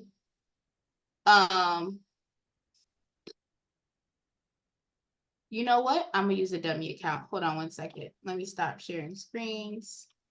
you can use my account. I really don't care. My credit is. No, it's okay, my love. Because I need it uploaded. You paid are a fine. virtual assistant for 3 hours of work today, and it was So yes, remove. Okay, so let me share the screen with you really quickly. So if you have Identity IQ, what you would do is you would come and go to upload file. You would actually download the credit report. So when you go to Identity IQ, there's an option to download the report once you've refreshed it. And once you download that report, you would upload it here as a file. Yeah, but it downloads into like a Google, Chrome, like a web circle, like not an You should actual. still be able to come here to your file tab, and you should still be able to see it as an option under file.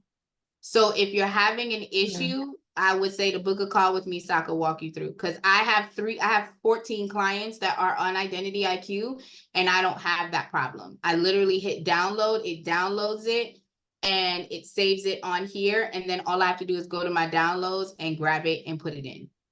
Your downloads, right, that are on your desktop, right? Right. Yeah. But what kind of file does it come up as? Because mine came up as like I said, the circle. So I'm not quite sure. If you want to book a call, I'll be able to help. Okay. Or your other option is you can do a Loom video and send it to customer service. Send it to customer service and let them see what's going on. You can give them customer service the username and password and the security code, and they will go in and grab it for you and connect it if you're having a hard time. When are they available? They are here 24 hours a day, 7 days a week. Oh, okay. Great. Thank you. My pleasure. Great question. Great question. All right, Mr. White, what's your question, my love? Yeah, that's what Mr. Thomas said is print as PDF, save as PDF. That might be an option, but I would recommend you just contacting customer support and giving them the login information. But if you're wanting to figure out how to do it yourself, I normally print it as PDF, save it as PDF, or no, mine does it automatically. So I'm not, are you using a Windows or a Mac? Miss Pamela, are you using a Windows or a Mac?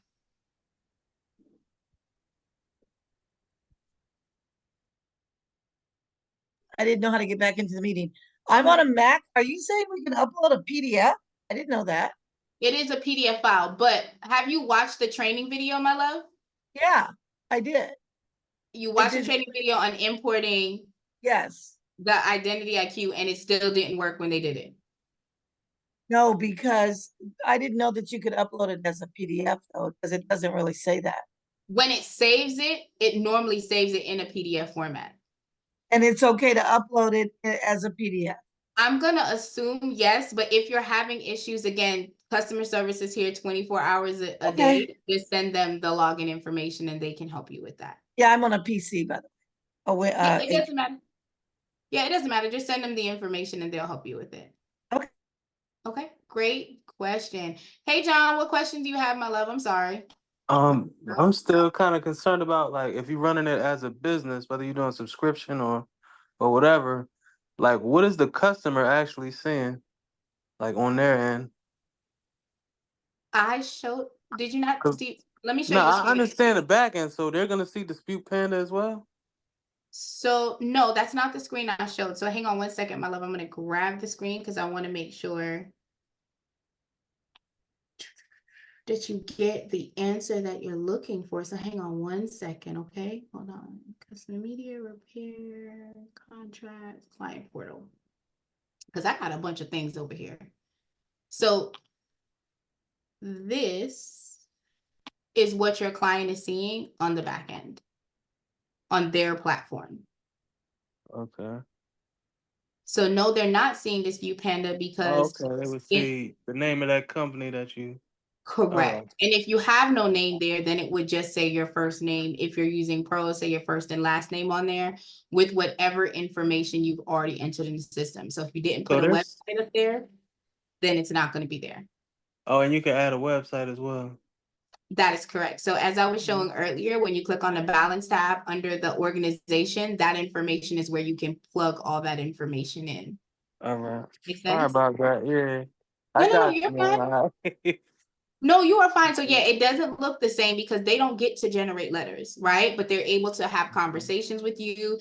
They can see their invoice. They can see their progress. If they want to change their name or they have moved, they can go into the system and change that. But they don't get to see the platform the way you do. Does that make sense? Okay. Yeah, definitely. Yeah. And you can also log into your client's platform to see what they're seeing. So I don't want you to feel like you can't do that. You can log in and see that information as well. All right. Sounds good. Thank you. Yeah. My pleasure. I'm glad I was able to clear that up. I'm sorry for the confusion. Any other questions, Mr. White? Great question. Nah, that's it. That's it. Awesome sauce. I'm like, let me make sure I don't leave no man left behind, y'all. Okay. So we hit the main two points. All right. So next, if you guys have already been doing credit repair, because I know we have some seasoned people and we have some new people.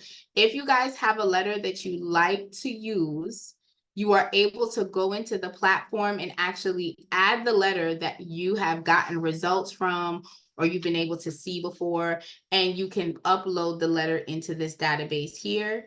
Once you upload the letter, you can hit use template. It will print out whatever round of disputes for all of the other accounts. But for this specific account, it will only generate the letter that you told it to generate. If you change your mind and you're like, never mind, I just wanted to dispute the regular round, you just hit remove and you're good to go. So Mr. Hill, kind sir, did you select your stuff for the inquiries and you have saved it, correct? I feel like you're just sitting there looking at me, kind sir. I appreciate them glasses. Them glasses look sharp on you, big fella. Did you hit the save filter? You said Mr. Hill, so I just got confused. It's you. It's you. I didn't do anything yet because I was waiting for this part. But All right. this time, like last time, I did not hit check. I didn't check the inquiries. This time I do plan on checking the inquiries. Okay. So go ahead and do it. We're gonna save it together and we're gonna go to the attacks together. Got you. Come on, we about to implement here, y'all. So if y'all buy y'all computers, as my son would say, your computers. He came to the door and he wanted to talk to me. He wanted to talk to me. And I promise you, before I was on here, my son didn't want to talk to me. How old is he? 6 going on 100. Aw, that's so Yeah. cute. He is so yummy. He came to me today and was like, you still working? I was like, no, I'm waiting for the class to start. He was like, so I could come in here? And he was all on the chair talking to David. It was a whole mess. So I'm good. You good to go? All right. So now, once we've done this, we're going to hit save filters. And that is when the attack file is going to show up. Now, whether you guys are using the old flow or you guys are using the new flow, the only thing that I'm going to advise is to please check the static letter option. Do not leave that out because it is vital in the dispute process. So even if you're using the old method, round 1 through 4, you're still going to generate static letters. So I'm going to do a sample of the new flow, and I'm going to show you how it's going to look. So for those of you that are using the new flow, you would pick the Punch of Fury Supreme Boosted. If you have the Pro, you're going to click on the creditor generated letters, and then you're going to submit that through. And then you're going to come back and do the static letters for the third-party companies. So if you are doing the old flow, you would pick, let's say, Pinwheel, Supreme Boosted, and then you would go ahead and generate that round and then come back in and do the static letters. So watch me do it. It's going to be the Punch of Fury. The first round of letters are supposed to be handwritten. If I had the Pro, I would click this button here to generate, right? And then I would click Supreme Boosted. I would hit start. I will hit confirm. We'll type confirm.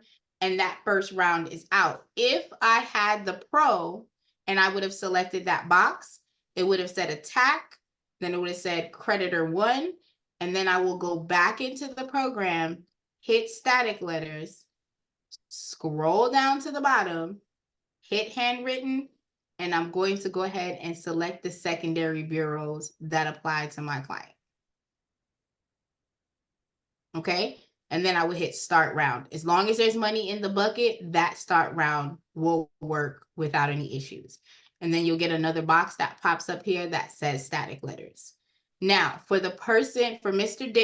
David, when I said that you would go into the system and create a static letter, you would come into the static letters.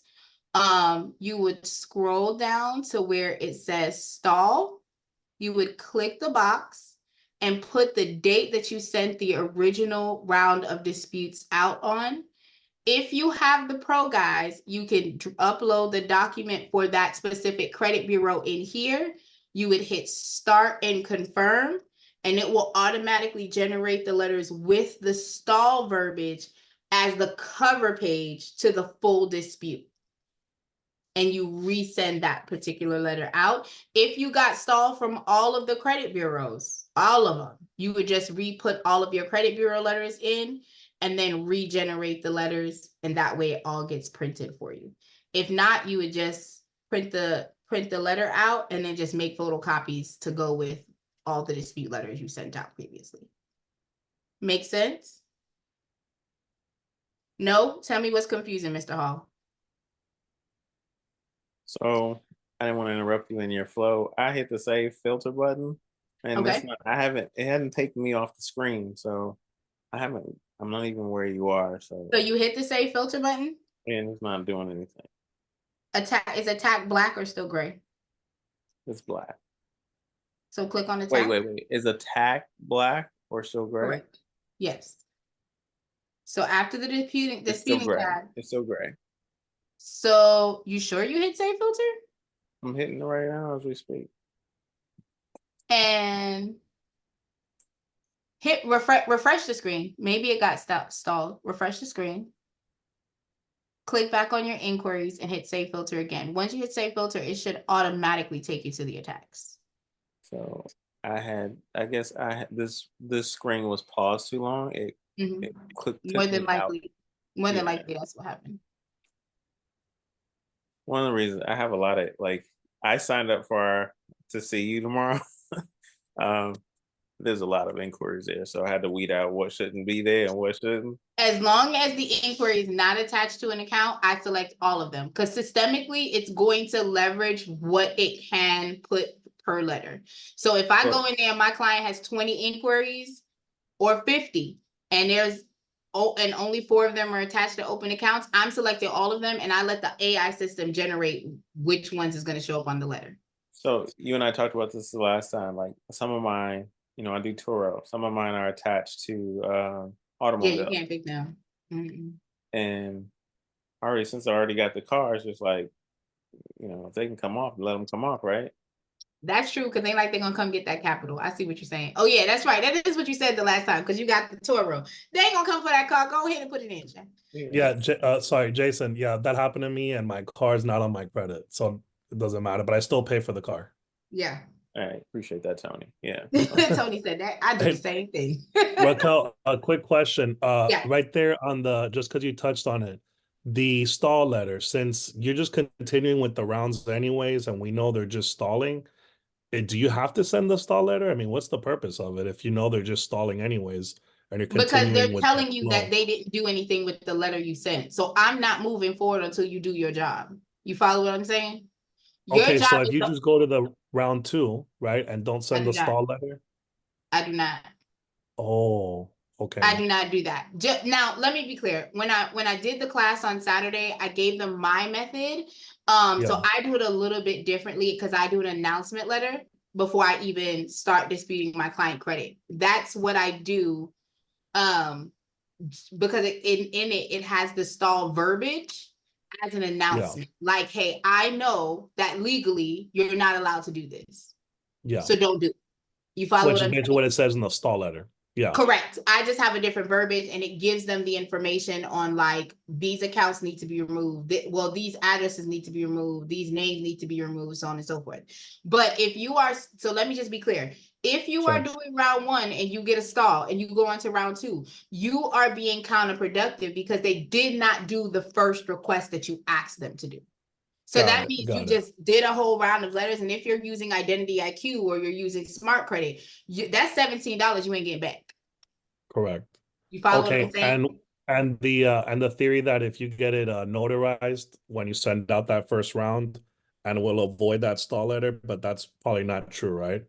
I can tell you They'll that send it I've had anyways. situations before I created my announcement letter.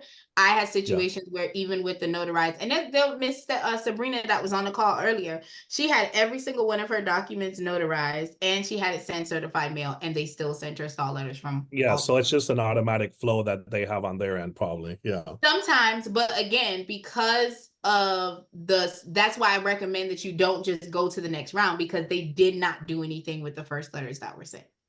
Got it. Okay, and you can send that at any moment. Once you get the letter, you can respond to them and Right there stick and to your then, because they timeline. responded to you. Absolutely. Okay. All right. Thank you. All right. My pleasure. Great question. All right, Mr. Hill, Mr. David, sorry, before I go any further, Mr. David, do you have any questions on how to effectively use the stall letter? Yes, you do. All right, come off of mute. What question you got? Right now, we're talking to Robert Green. I saw you send a stall letter, and you're saying not to start round 2 of attacks.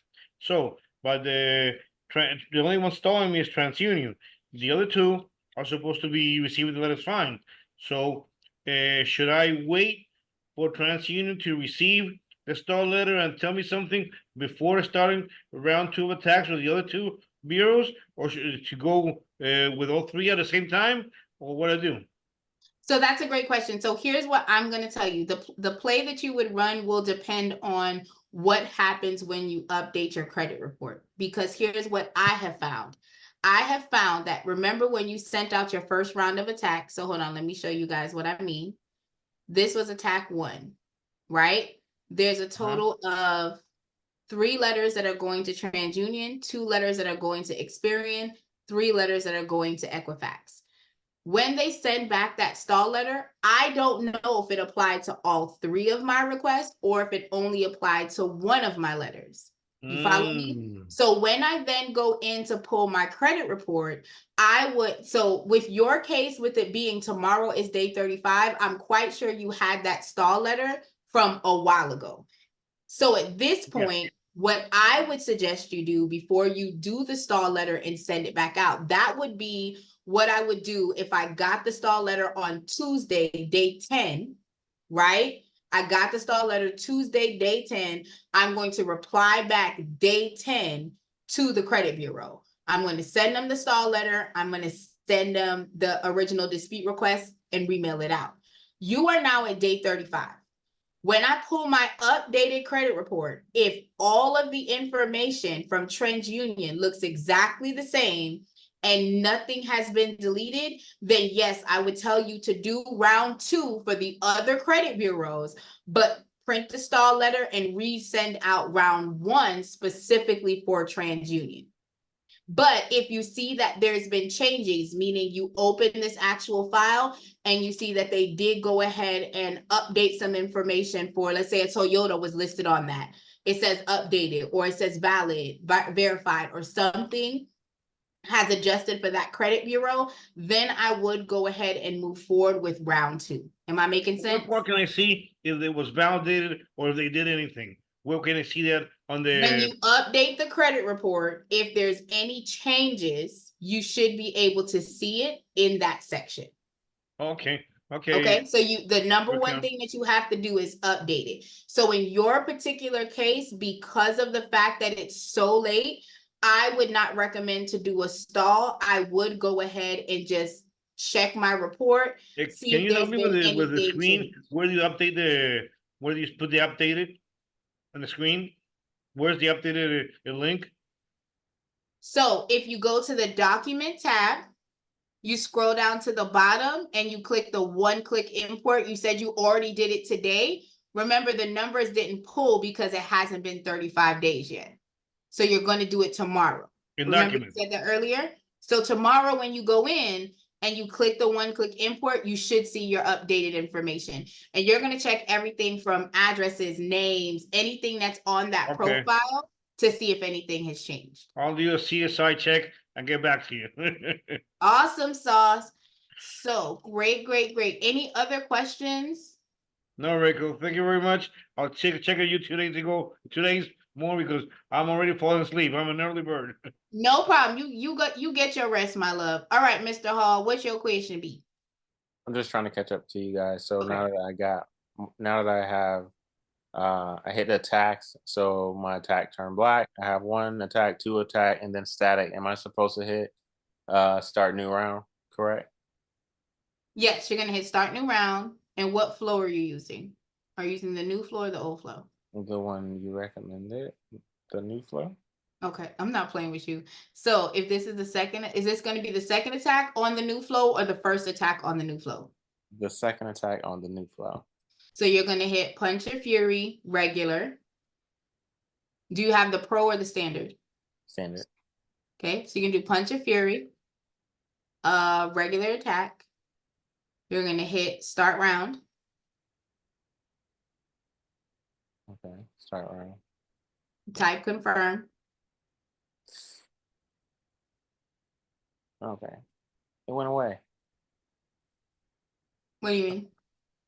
I hit start round. I don't know what I'm doing. All right, Punch of Fury. Right? And you're just doing Punch of Fury regular. So you're just hitting that button. You're hitting start round. Okay, when you say start round, where is that? Is that on the same? Oh, it's.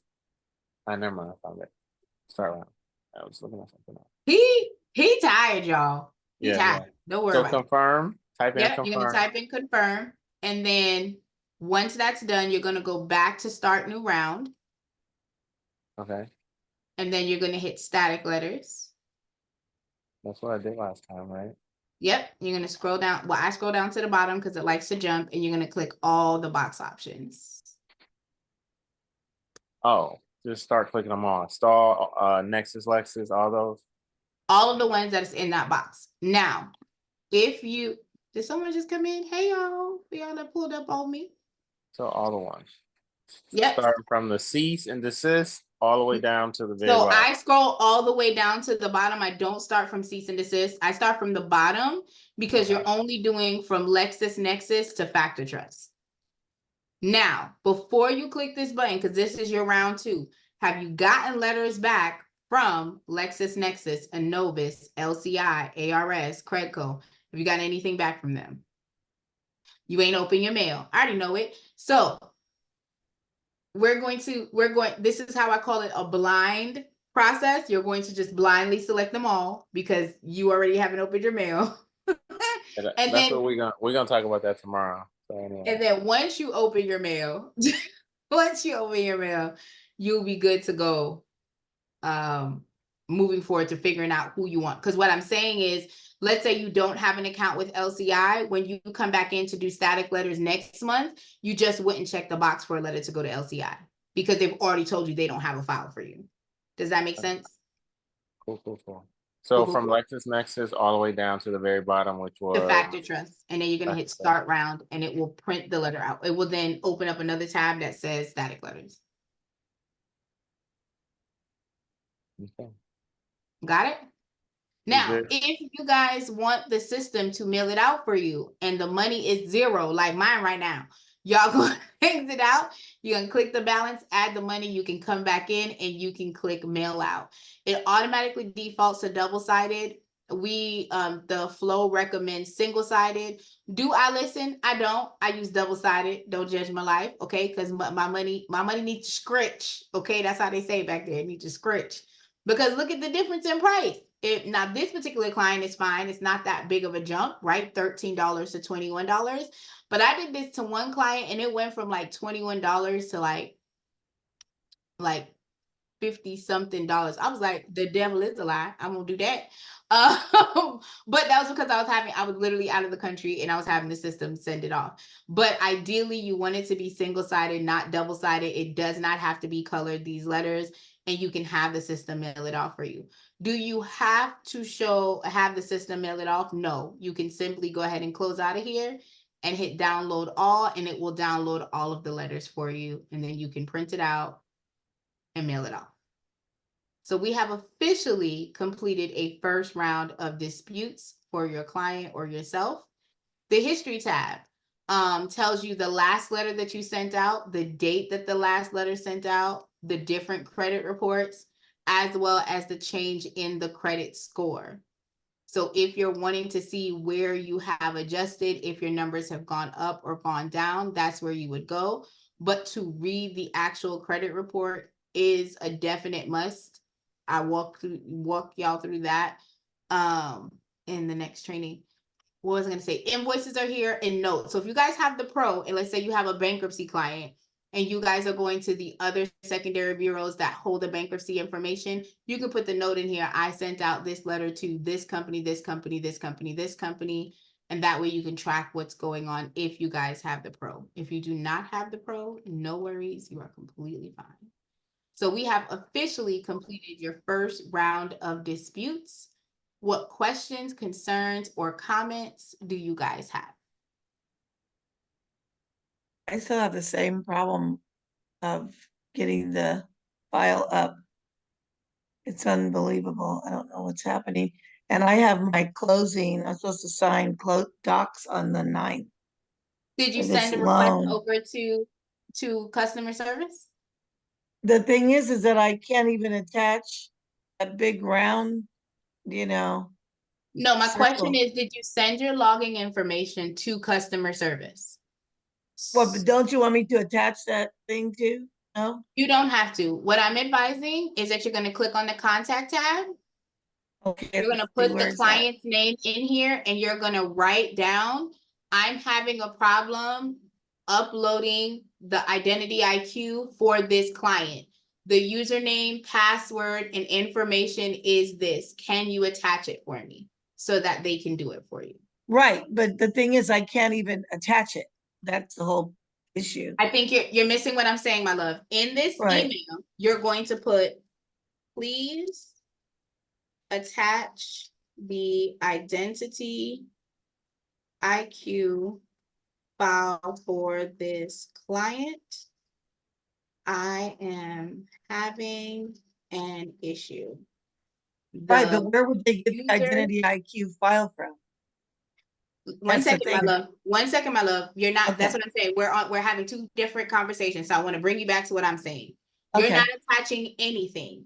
You're going to Okay. give them the username. You're going to give them the password, and you're going to give them the last four of the social. That's all you're doing. Username for identity IQ as well. Correct. Got it. That makes So, sense. and you're going to send it off to them. So you're going to put your first name here. You're going to put whatever your email is. So I'm putting rock with you @gmail. You're going to fill out all of this information and you're going to put rounds, right? Put the client information in there, but this information is what you're putting in because you're already saying you have a problem attaching the file. So exactly. if you're having a problem attaching the file, you're giving them the login information so they can go get the file for you. Okay. So you don't have to attach anything. Just give them the username and password, the last four of the social, and they'll grab it for you and attach it onto that particular client account. Okay. Does that make sense? Yes, I'm going to do that right now. No problem. See, I like to be solution-based, y'all. Sometimes every third Friday. All right. Any other questions, concerns, or comments, my loves? You guys are great tonight. I appreciate you. I see Mr. Clay in here. I love when husband and wives double up. I try to get my husband to sell my credit repair. You know what he does? He wears my t-shirt. That's all my husband do. He wear the t-shirt, okay? And you know what he do? He leave me right there. Because we went to a club one night. I'm going to tell y'all my business. We went to a club one night. And this girl was talking about her credit card and what her boyfriend did, blah, blah. And I was like, oh, let me tell y'all about how you can fix that. And my husband's like, only you could be at the club, twerking the usher, talking about, let me tell you how to pay your balances down. And I did. Me, Usher, Trey Songz, we was all up in the club. Wow. In the club. They wasn't with me, but he did wear my he did wear my t-shirt to the club that day. So I was like, Brandy, let's go. Okay, so I appreciate you. Mr. Clay said for sure. There is something that I would like to address, the fact that Yes. number one, Mhm. having this live is very, very credible. It makes you very credible. It makes me feel confident. So now I can refer people, but I'm trying to wait until I see some success, right? But I don't really have to, because it's like, it obviously works. But I really believe that you guys need more testimonials, because I haven't seen any. I tried to look for some. And So last week, that's really cool that you said that. Shout out to my homeboy David Sanchez. He was talking to me. So last week I did on my call, like ask a lot of people, what have you gotten? Realistically, we don't pump. As far as the Dispute Panda family, we don't pump it. We allow the people who use the platform to actually boast about their success, right? So if y'all follow me on social media, it's Raquel May David everywhere. Y'all will see me post, make announcements, all of the things. I personally, because I train in the platform, I do tell people about the platform that I'm on, just organically, because it makes sense. But not everyone is willing to tell what platform they're using, right? So not everyone is willing to give a testimonial. Just for transparency, I will, because I know not everyone is willing to do the level of work I do, or even do it themselves. So, but I did get a bunch of testimonials from last week, because David was saying that to me as well. He was like, hey, we need, we don't have a lot of testimonials. So I asked just the room, like, what success have you had? Last week, we had someone that had like 49 points increase. We had another one that had 100 and something points increase. I shout about it all the time. My last client had 127 point increase on one credit bureau. And they had only been with me for 2.5 months. Maybe you could offer them something or something too, as an incentive, because to have those recorded, or even I do testimonials. Like, I have testimonials for me, but they are not, so they're not like my clients that I coach. Right. I understand too. Nobody's trying to say they have bad credit either. So. Oh no, listen, I showed mine. I have no problem telling the truth. But the thing is that not everyone that uses the software, like you guys are software users, right? You guys own the software and are using it. Not everyone wants people to know what software they're using to dispute. Oh, okay. So that's the issue. It's not the clients, it's because I've had people say, well, because like I sell a DIY service. My DIY service is $147 a month. The client pays anywhere between $50 to $79, depending on what you want to charge them. What, I can hire you? Well, no, so let me clarify. My DIY service is a platform that the client pays $50 a month for. I don't do any of the work. They log into the platform, the letters are generated, everything is done right then and there for that client. Now, for my DIY platform, let's say I went to Miss Clay and I said, Miss Clay, do you want your own platform? She can go ahead and have people sign up under her, and she gets an affiliate. So she doesn't have to have a license. She doesn't have to meet any of the requirements, because it's a software that's doing everything for her, and she already has customer service set up through that software. So it would just say like the software name / excellence credit, right? Like that's all that it would say. So she can then promote just a DIY service to other people for them to leverage. And then if they want support, then she would offer them the done for you service, which is what you're doing for yourself. Does that make sense? Well, I'm actually having people help me and paying for it, and it's a waste of time. Can I just hire you? Are you available tomorrow? Because I have to get these letters. All they want me to do is dispute, and then they'll give me $10,000. Yeah, already look approved. Look on my calendar. I'm not quite sure, because tomorrow is kind of books. Where is your calendar? I put it in the comments. Hold on, let me grab Okay. it and I will drop it again for you guys to leverage it. I think that I might have one more opening.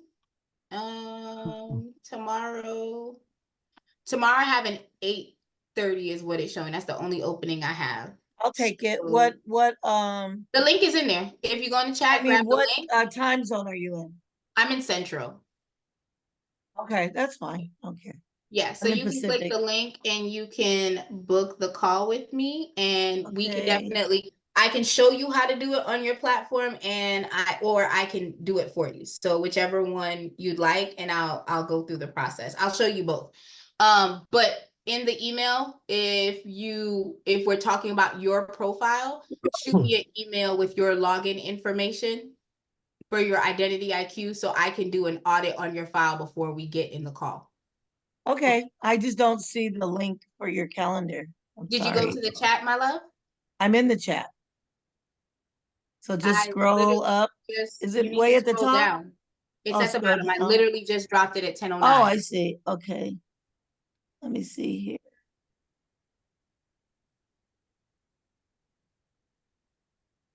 Tony G, did you have a question, my love? Oh yeah, couple things. Yeah, I'm gonna book a call with you in the future because I have a lot of specific industry ones, and you definitely have a lot of knowledge. No worries. Does it say Evelyn? What is that it there? I'm sorry.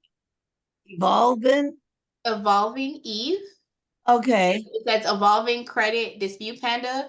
The page, when you click on the link, it should look like this. Can you see my screen? Okay, I see it. All righty. I'm sorry, Mr. Tony. What were you saying, my love? Go ahead. No, let her finish this one. Oh wait, I'm sorry. What were you saying? Unmute yourself. I'm sorry, Miss Pamela. What did you say?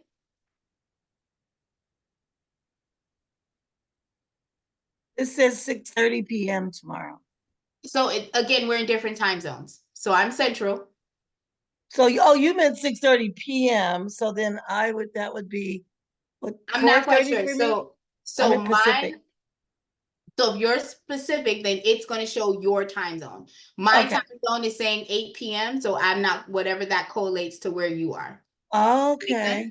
Yes, that makes sense. Okay. Thank you very much. I'm going to book it right now. My I really pleasure. appreciate it. Anytime. All right. And Mr. Tony, what were you saying? I'm so sorry, my love. Okay, the Facebook group, is there more than one? Because I wonder if maybe I signed up to the wrong group, or there's a more private group that I'm not aware of. Okay. So there is no Facebook group for Dispute Panda. We only have a community. Oh, that community page. Okay. Correct. Yeah, because I didn't see a link to that page when you log into the software. You guys should put a link on the left-hand side for the community. I think they're working on the coalition between the both, but David can drop it in the chat. Let me see if I can grab it. Yeah, no, I have the individual link, but every time I log on, I'm like, I forget there's a community, and then I spend like 20 minutes looking for it, and I just have to type in the address. So Got it. I'm picking up what you're putting down. Okay, I'm gonna put it in my pocket. I will forward that on to back office to let them know that they need to have like a linkage there. Just to help people, because now they did just update it a little while ago to where you can use the login for your Dispute Panda to log into the community. They just did that a little while ago. Okay, that's cool. But yeah, so no, the Facebook group I was talking about was for my courses. So whenever I launch the course, it's a group that you have to have paid for a product in order to get into the group. So when I drop the next class, if you guys pay for the class, the Facebook group link will be in that email sequence for you guys to join the Facebook group and then be able to get content. So we're actually building it out together. I literally made the Facebook group live maybe like 2 days or 3 days before we had our meeting, so that I could dump a lot of what I was giving out for free on that platform for them to have access, for everyone to have access to. I'm interested. Whenever you're ready, if you just email me something, I'll join it for sure. No problem. I'll get it out to you. I should have the next designated classes up and live by the end of this week. So I will launch it because it's my goal to have it's going to be a challenge that's going to be a 2-day challenge that we're going to go over, and we're going to do the foundations of business credit. And then we're going to do, yes, your membership is pending because I'm running my mouth with y'all in this room, Miss Jackson. But as soon as I finish running my mouth, I will let you in. I promise. My daughter does not work on Monday, so Monday's my admin day. So she only works Tuesday through Saturday with me. That's what she has since she does wrestling. So I have to man the fort on Monday and let everyone in. I do apologize. But Tony, I will get it to you as soon as the next masterclass is uploaded and ready so you can register, and then you'll start getting all of the information to jump in the class. Perfect. And one issue I deal with all the time is people, forget to pay the monthly membership for the Credit Dyno. And so it stalls everything, obviously, and then you have to call them up to pay for it. Is there an easier way where you can just prepay 6 months or a year on that? You can pay 1 full year, but I believe yes, you can pay 1 full year, but it's for the pro. So when I have the started pro. on the first, yeah. So if you go, hold on, let me show the screen real quick like that, like so. Under the pricing tab, if you actually look, you can pay 1 year upfront. Oh yeah, no, that's for the pro, but I meant for the Credit Dyno. Oh, the Credit Dyno. No. Yeah. Not that I know. You know what? I would say send a message to support at Credit Dyno and ask them. Okay, yeah, because I'm tired of asking people to renew it. I'd rather they just pay it and then I'll take them on as a So customer. I'm going to tell you what I did. Y'all can take this, play and run with it if y'all want to. I Sure. let my clients know that I will only check the credit monitoring once. If I have to go back and check a second time, they get charged a $10 penalty fee that's included in their package. So now either you're going to keep the credit monitoring on or you're going to pay me my $10. Correct. Okay. Have a great day. Have a great day. For sure, And then yeah. I also, in my email sequence, I created a video that says, hey, if there's a delay and you go outside of 60 days, we have to start the process all over again. So obviously. Yeah. Let's not play these reindeer games. You follow what I'm saying? Yeah. Okay. Great. But yeah, as soon as the next masterclass is up, I will drop the link in the classes, and I'll also put it on the Dispute Panda community group. So anyone that wants to sign up, you guys will be able to do. I'm in a small rebranding, so it's taking a little bit longer, but thank you for your patience with me. And I'll make sure that you're in the next class. Sure. All right, thank you. All right, Mr. Thomas, how can I help? What can I do you for today? Hello. Thank you. I just did my first attack with your help, and I'm rather new. So question I have is two questions. The first one is, I see that the report that I submitted is going to be renewed. You may have said this already. It's going to be refreshed in 7 days. Should I wait the 35? Or I must wait the 35? So 1 second. What credit monitoring software are you using? For the report or for? Yep. The one that you all suggested. Let me go back to it. I just got it. My Score IQ.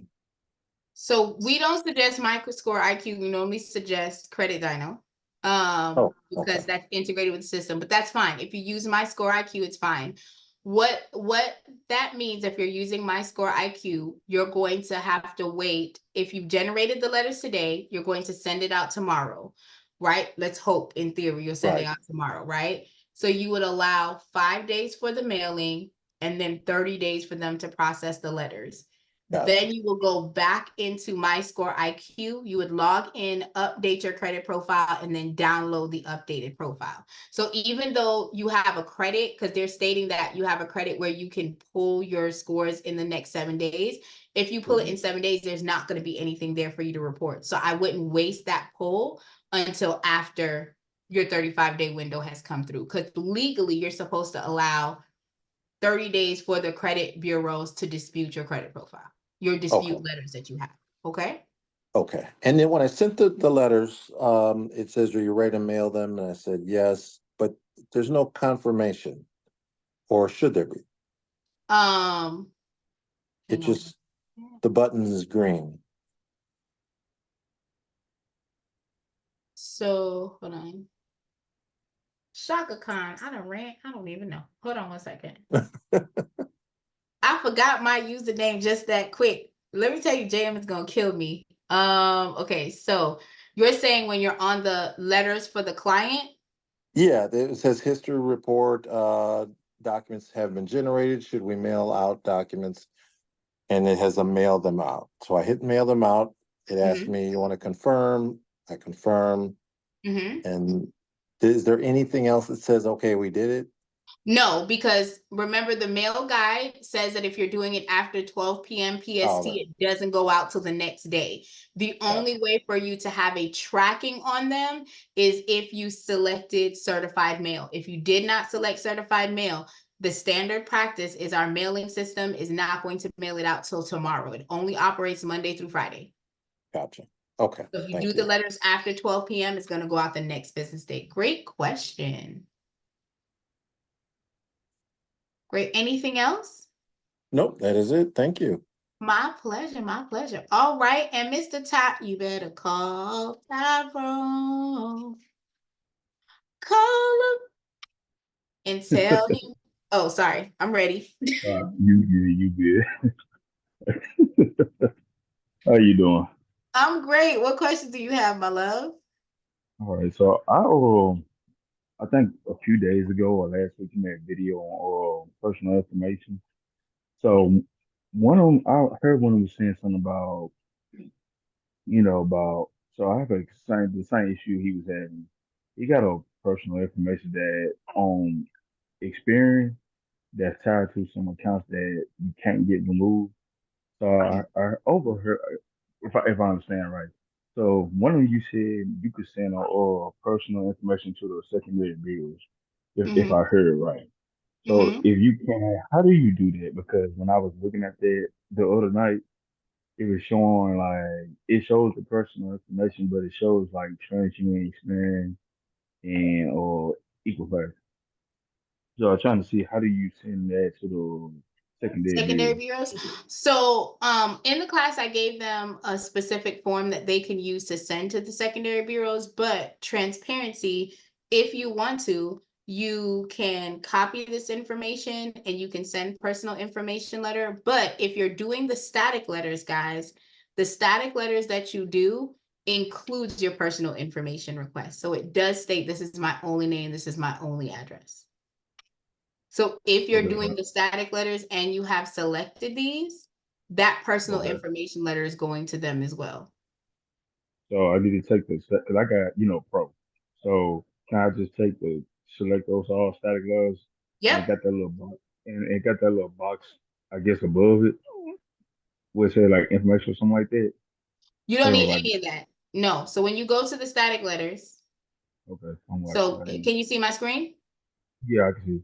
All right. So you're going to click static letters. You're going to scroll down to Okay. the bottom. You're going to click Factor Trust, Microtel, DataX, Clarity, Credco, ARS, LCI, Innovis, LexisNexis. And you hit start round. All right, and it's automatically show the personal information for that. Correct. Every single letter we generate has personal information letter attached. Okay, I'll try it again, and I'll see what they say. Cause yeah, it still got some accounts that's tied to that. We're not even talking about the accounts. What we're asking is for you to clear up these addresses. That's all we can. So let me clarify. One of the goals for my credit repair process is one name, one address, one date of birth, one social. That is my goal. If you want the employer to be on there, I'll leave the employer on there. If you don't, I take it off, right? But I'm not arguing back and forth with the credit bureau. Every single letter that goes out has that personal information request on there. Every single letter that goes out to the secondary bureau has that personal information on there. Got it. All righty. Got it? Understood. Yes, ma'am. Don't let them stress you now. Don't let them stress you. Oh, Update, guys. The ARS, we know that they have a new address. The back office is updating that address for us. Just please allow some time for that to be updated. So with that being said, I will go into the community tomorrow and drop the updated address for ARS so that if you guys are sending letters out, just in case if it's not updated, I'm pulling letters tomorrow. So if it's not updated in the system, I will drop the updated address so you guys can make sure to mail it to the right place. But if it's updated, I'll tell you guys you're good. All righty, sounds good. Awesome. Any other questions, family? I just wanted to reiterate, you said that the double-sided could be optional on the mailing. Because you can save some money on it, or they'll just So go off I'm gonna whatever it say says. that they Yeah. said to do it single-sided. I'm gonna also say that Raquel, Christina, Sharon, May, David does it double-sided. Okay, nice. That's what I'm gonna All say. right. Now, I Perfect. ain't gonna tell you not to do the system. I'm just telling you that Yeah. I don't charge enough to do system. Yeah, exactly. Especially when I get to the paralyzed attack, I do not charge enough to get to the Yeah. All right, no, that clears that up. Thanks. My pleasure, my pleasure. Great question. Miss Clay, no, I be telling the truth, Chad. If I charge what I charge, y'all gonna be big mad. Y'all gonna be 38 hot over there, okay? So definitely. Okay, so 3-day challenge is loading. I will go ahead and drop it in the group when it's available. I thank you guys so much for giving me your time. Y'all got 5 more minutes. Y'all got any questions? Y'all wrap it. What was a takeaway that you guys didn't know that you're like, oh my gosh, this happened. I didn't know this was available. Anyone has a good takeaway on the platform? Anyone's? Big man. You come on, Miss Clay. Hey. Hello? Hey, my love, how are you? Hello? Yes, ma'am. Oh, hi. Good evening. Great day. I'm about to say, you said you had in the chat your personal link so we can talk to you directly. When Yes, do you ma'am. have your can we keep this same Zoom link so we can come back to the class on Wednesday? Or is it a new one? Nope, it's the same link that will be sent out in email for Wednesday's class as well. Okay, and I'm a new person. How do I get on your email list? On my email list? Yes, for the training and program. Oh, okay. Ooh, that's a great question. So I'm rebranding my login page. So by Wednesday, I will have a landing page that you guys can sign up for my email list. And that way you guys can at least be in the first layer of things. So my goal is to have that live by Wednesday. So if you come on back. Okay. And it's also going to be in my link tree. So if you guys follow me on any of my platforms, my link tree is available. I'll actually grab it and drop it in the chat right now because the link for signing up to my email list will be on my link tree as well. So if you guys miss the class, you'll still have access to it. Okay. All right. And because like I said, I wanted to download the program first for personal, and like you said, once I get used to it, then I will feel more comfortable working with other people's information. Also, a good thing that you can do is like post on your social media. I found a new credit repair tactic. I'm taking 5 free clients. Comment me if you're ready. And that way you don't have to collect the money. Now, what I will tell you is if you have the platform, give them the link to your credit monitoring. Let them know that you'll generate the letters, but you'll send it to them for them to print. That way you're not having any expense. You follow what I'm saying? Because if they sign up for Credit Dino, you're not paying the $17 for the round. And if you give them the letters, you're not paying for mailing. But are you still like liable or, you ain't doing nothing. They doing everything. Oh, okay. Yeah, they're doing everything. You're generating letters, but it's a systemic letter. So at the end of the day, if they wanted to sign up for Dispute Panda, they would be generating the same exact letter based on their credit profile, right? You're just doing the heavy lifting. You're just selecting because you already have a flow that you already know what you need to use. So you're just clicking the buttons and you're giving them the letters. So whether they choose to mail the letters out or not, ain't your business. Right. But if they have the credit monitoring, you're getting paid $8 for them having that credit monitoring. You feel me? Okay, so we actually see that person's personal information? Yeah. Because the letter can't be generated unless they give you their ID, their identification, their proof of address. All of that is needed for the dispute letters to be generated. Okay, and that's of course is kept on file saying they authorized me to look at their information and generate these letters. So let me clarify. If you are wanting a contract, I can drop a simple contract in here. You can give it to them. But I want to clarify that you're not doing, if you're stating that you want to wait until you're more leveraged, that is fine. But I want to clarify and make sure that we're having the same conversation.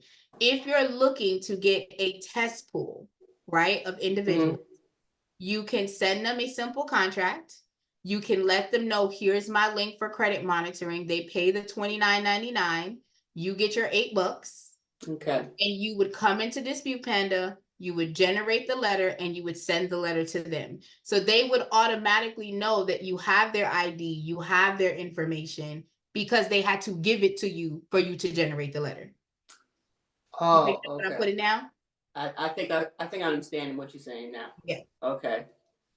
So if you don't want to do it on social media, you can ask your cousin, ask your sister, ask your friend, and be like, yo, I'm trying to test out this new method and I want to have a testing pool of 5 people. Y'all want to get this credit monitoring for me? I'll generate the letters and I'll send you the information. You have to get the identification because the letter will not generate without that documentation being in the file. Okay. Okay. I'm understanding it a lot better more. Okay. Because like I said, everything. Because we're going to the 3 credit bureaus and stuff and getting personal information. Absolutely.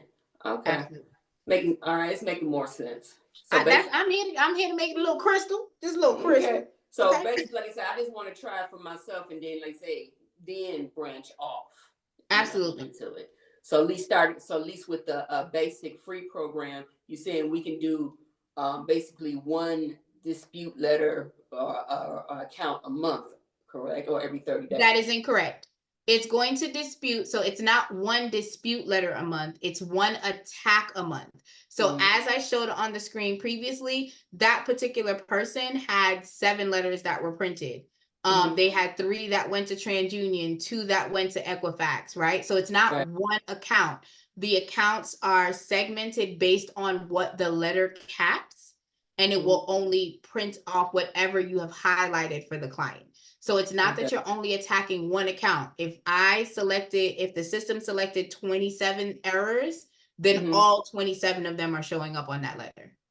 Okay. It's just going to be multiple letters that will be generated.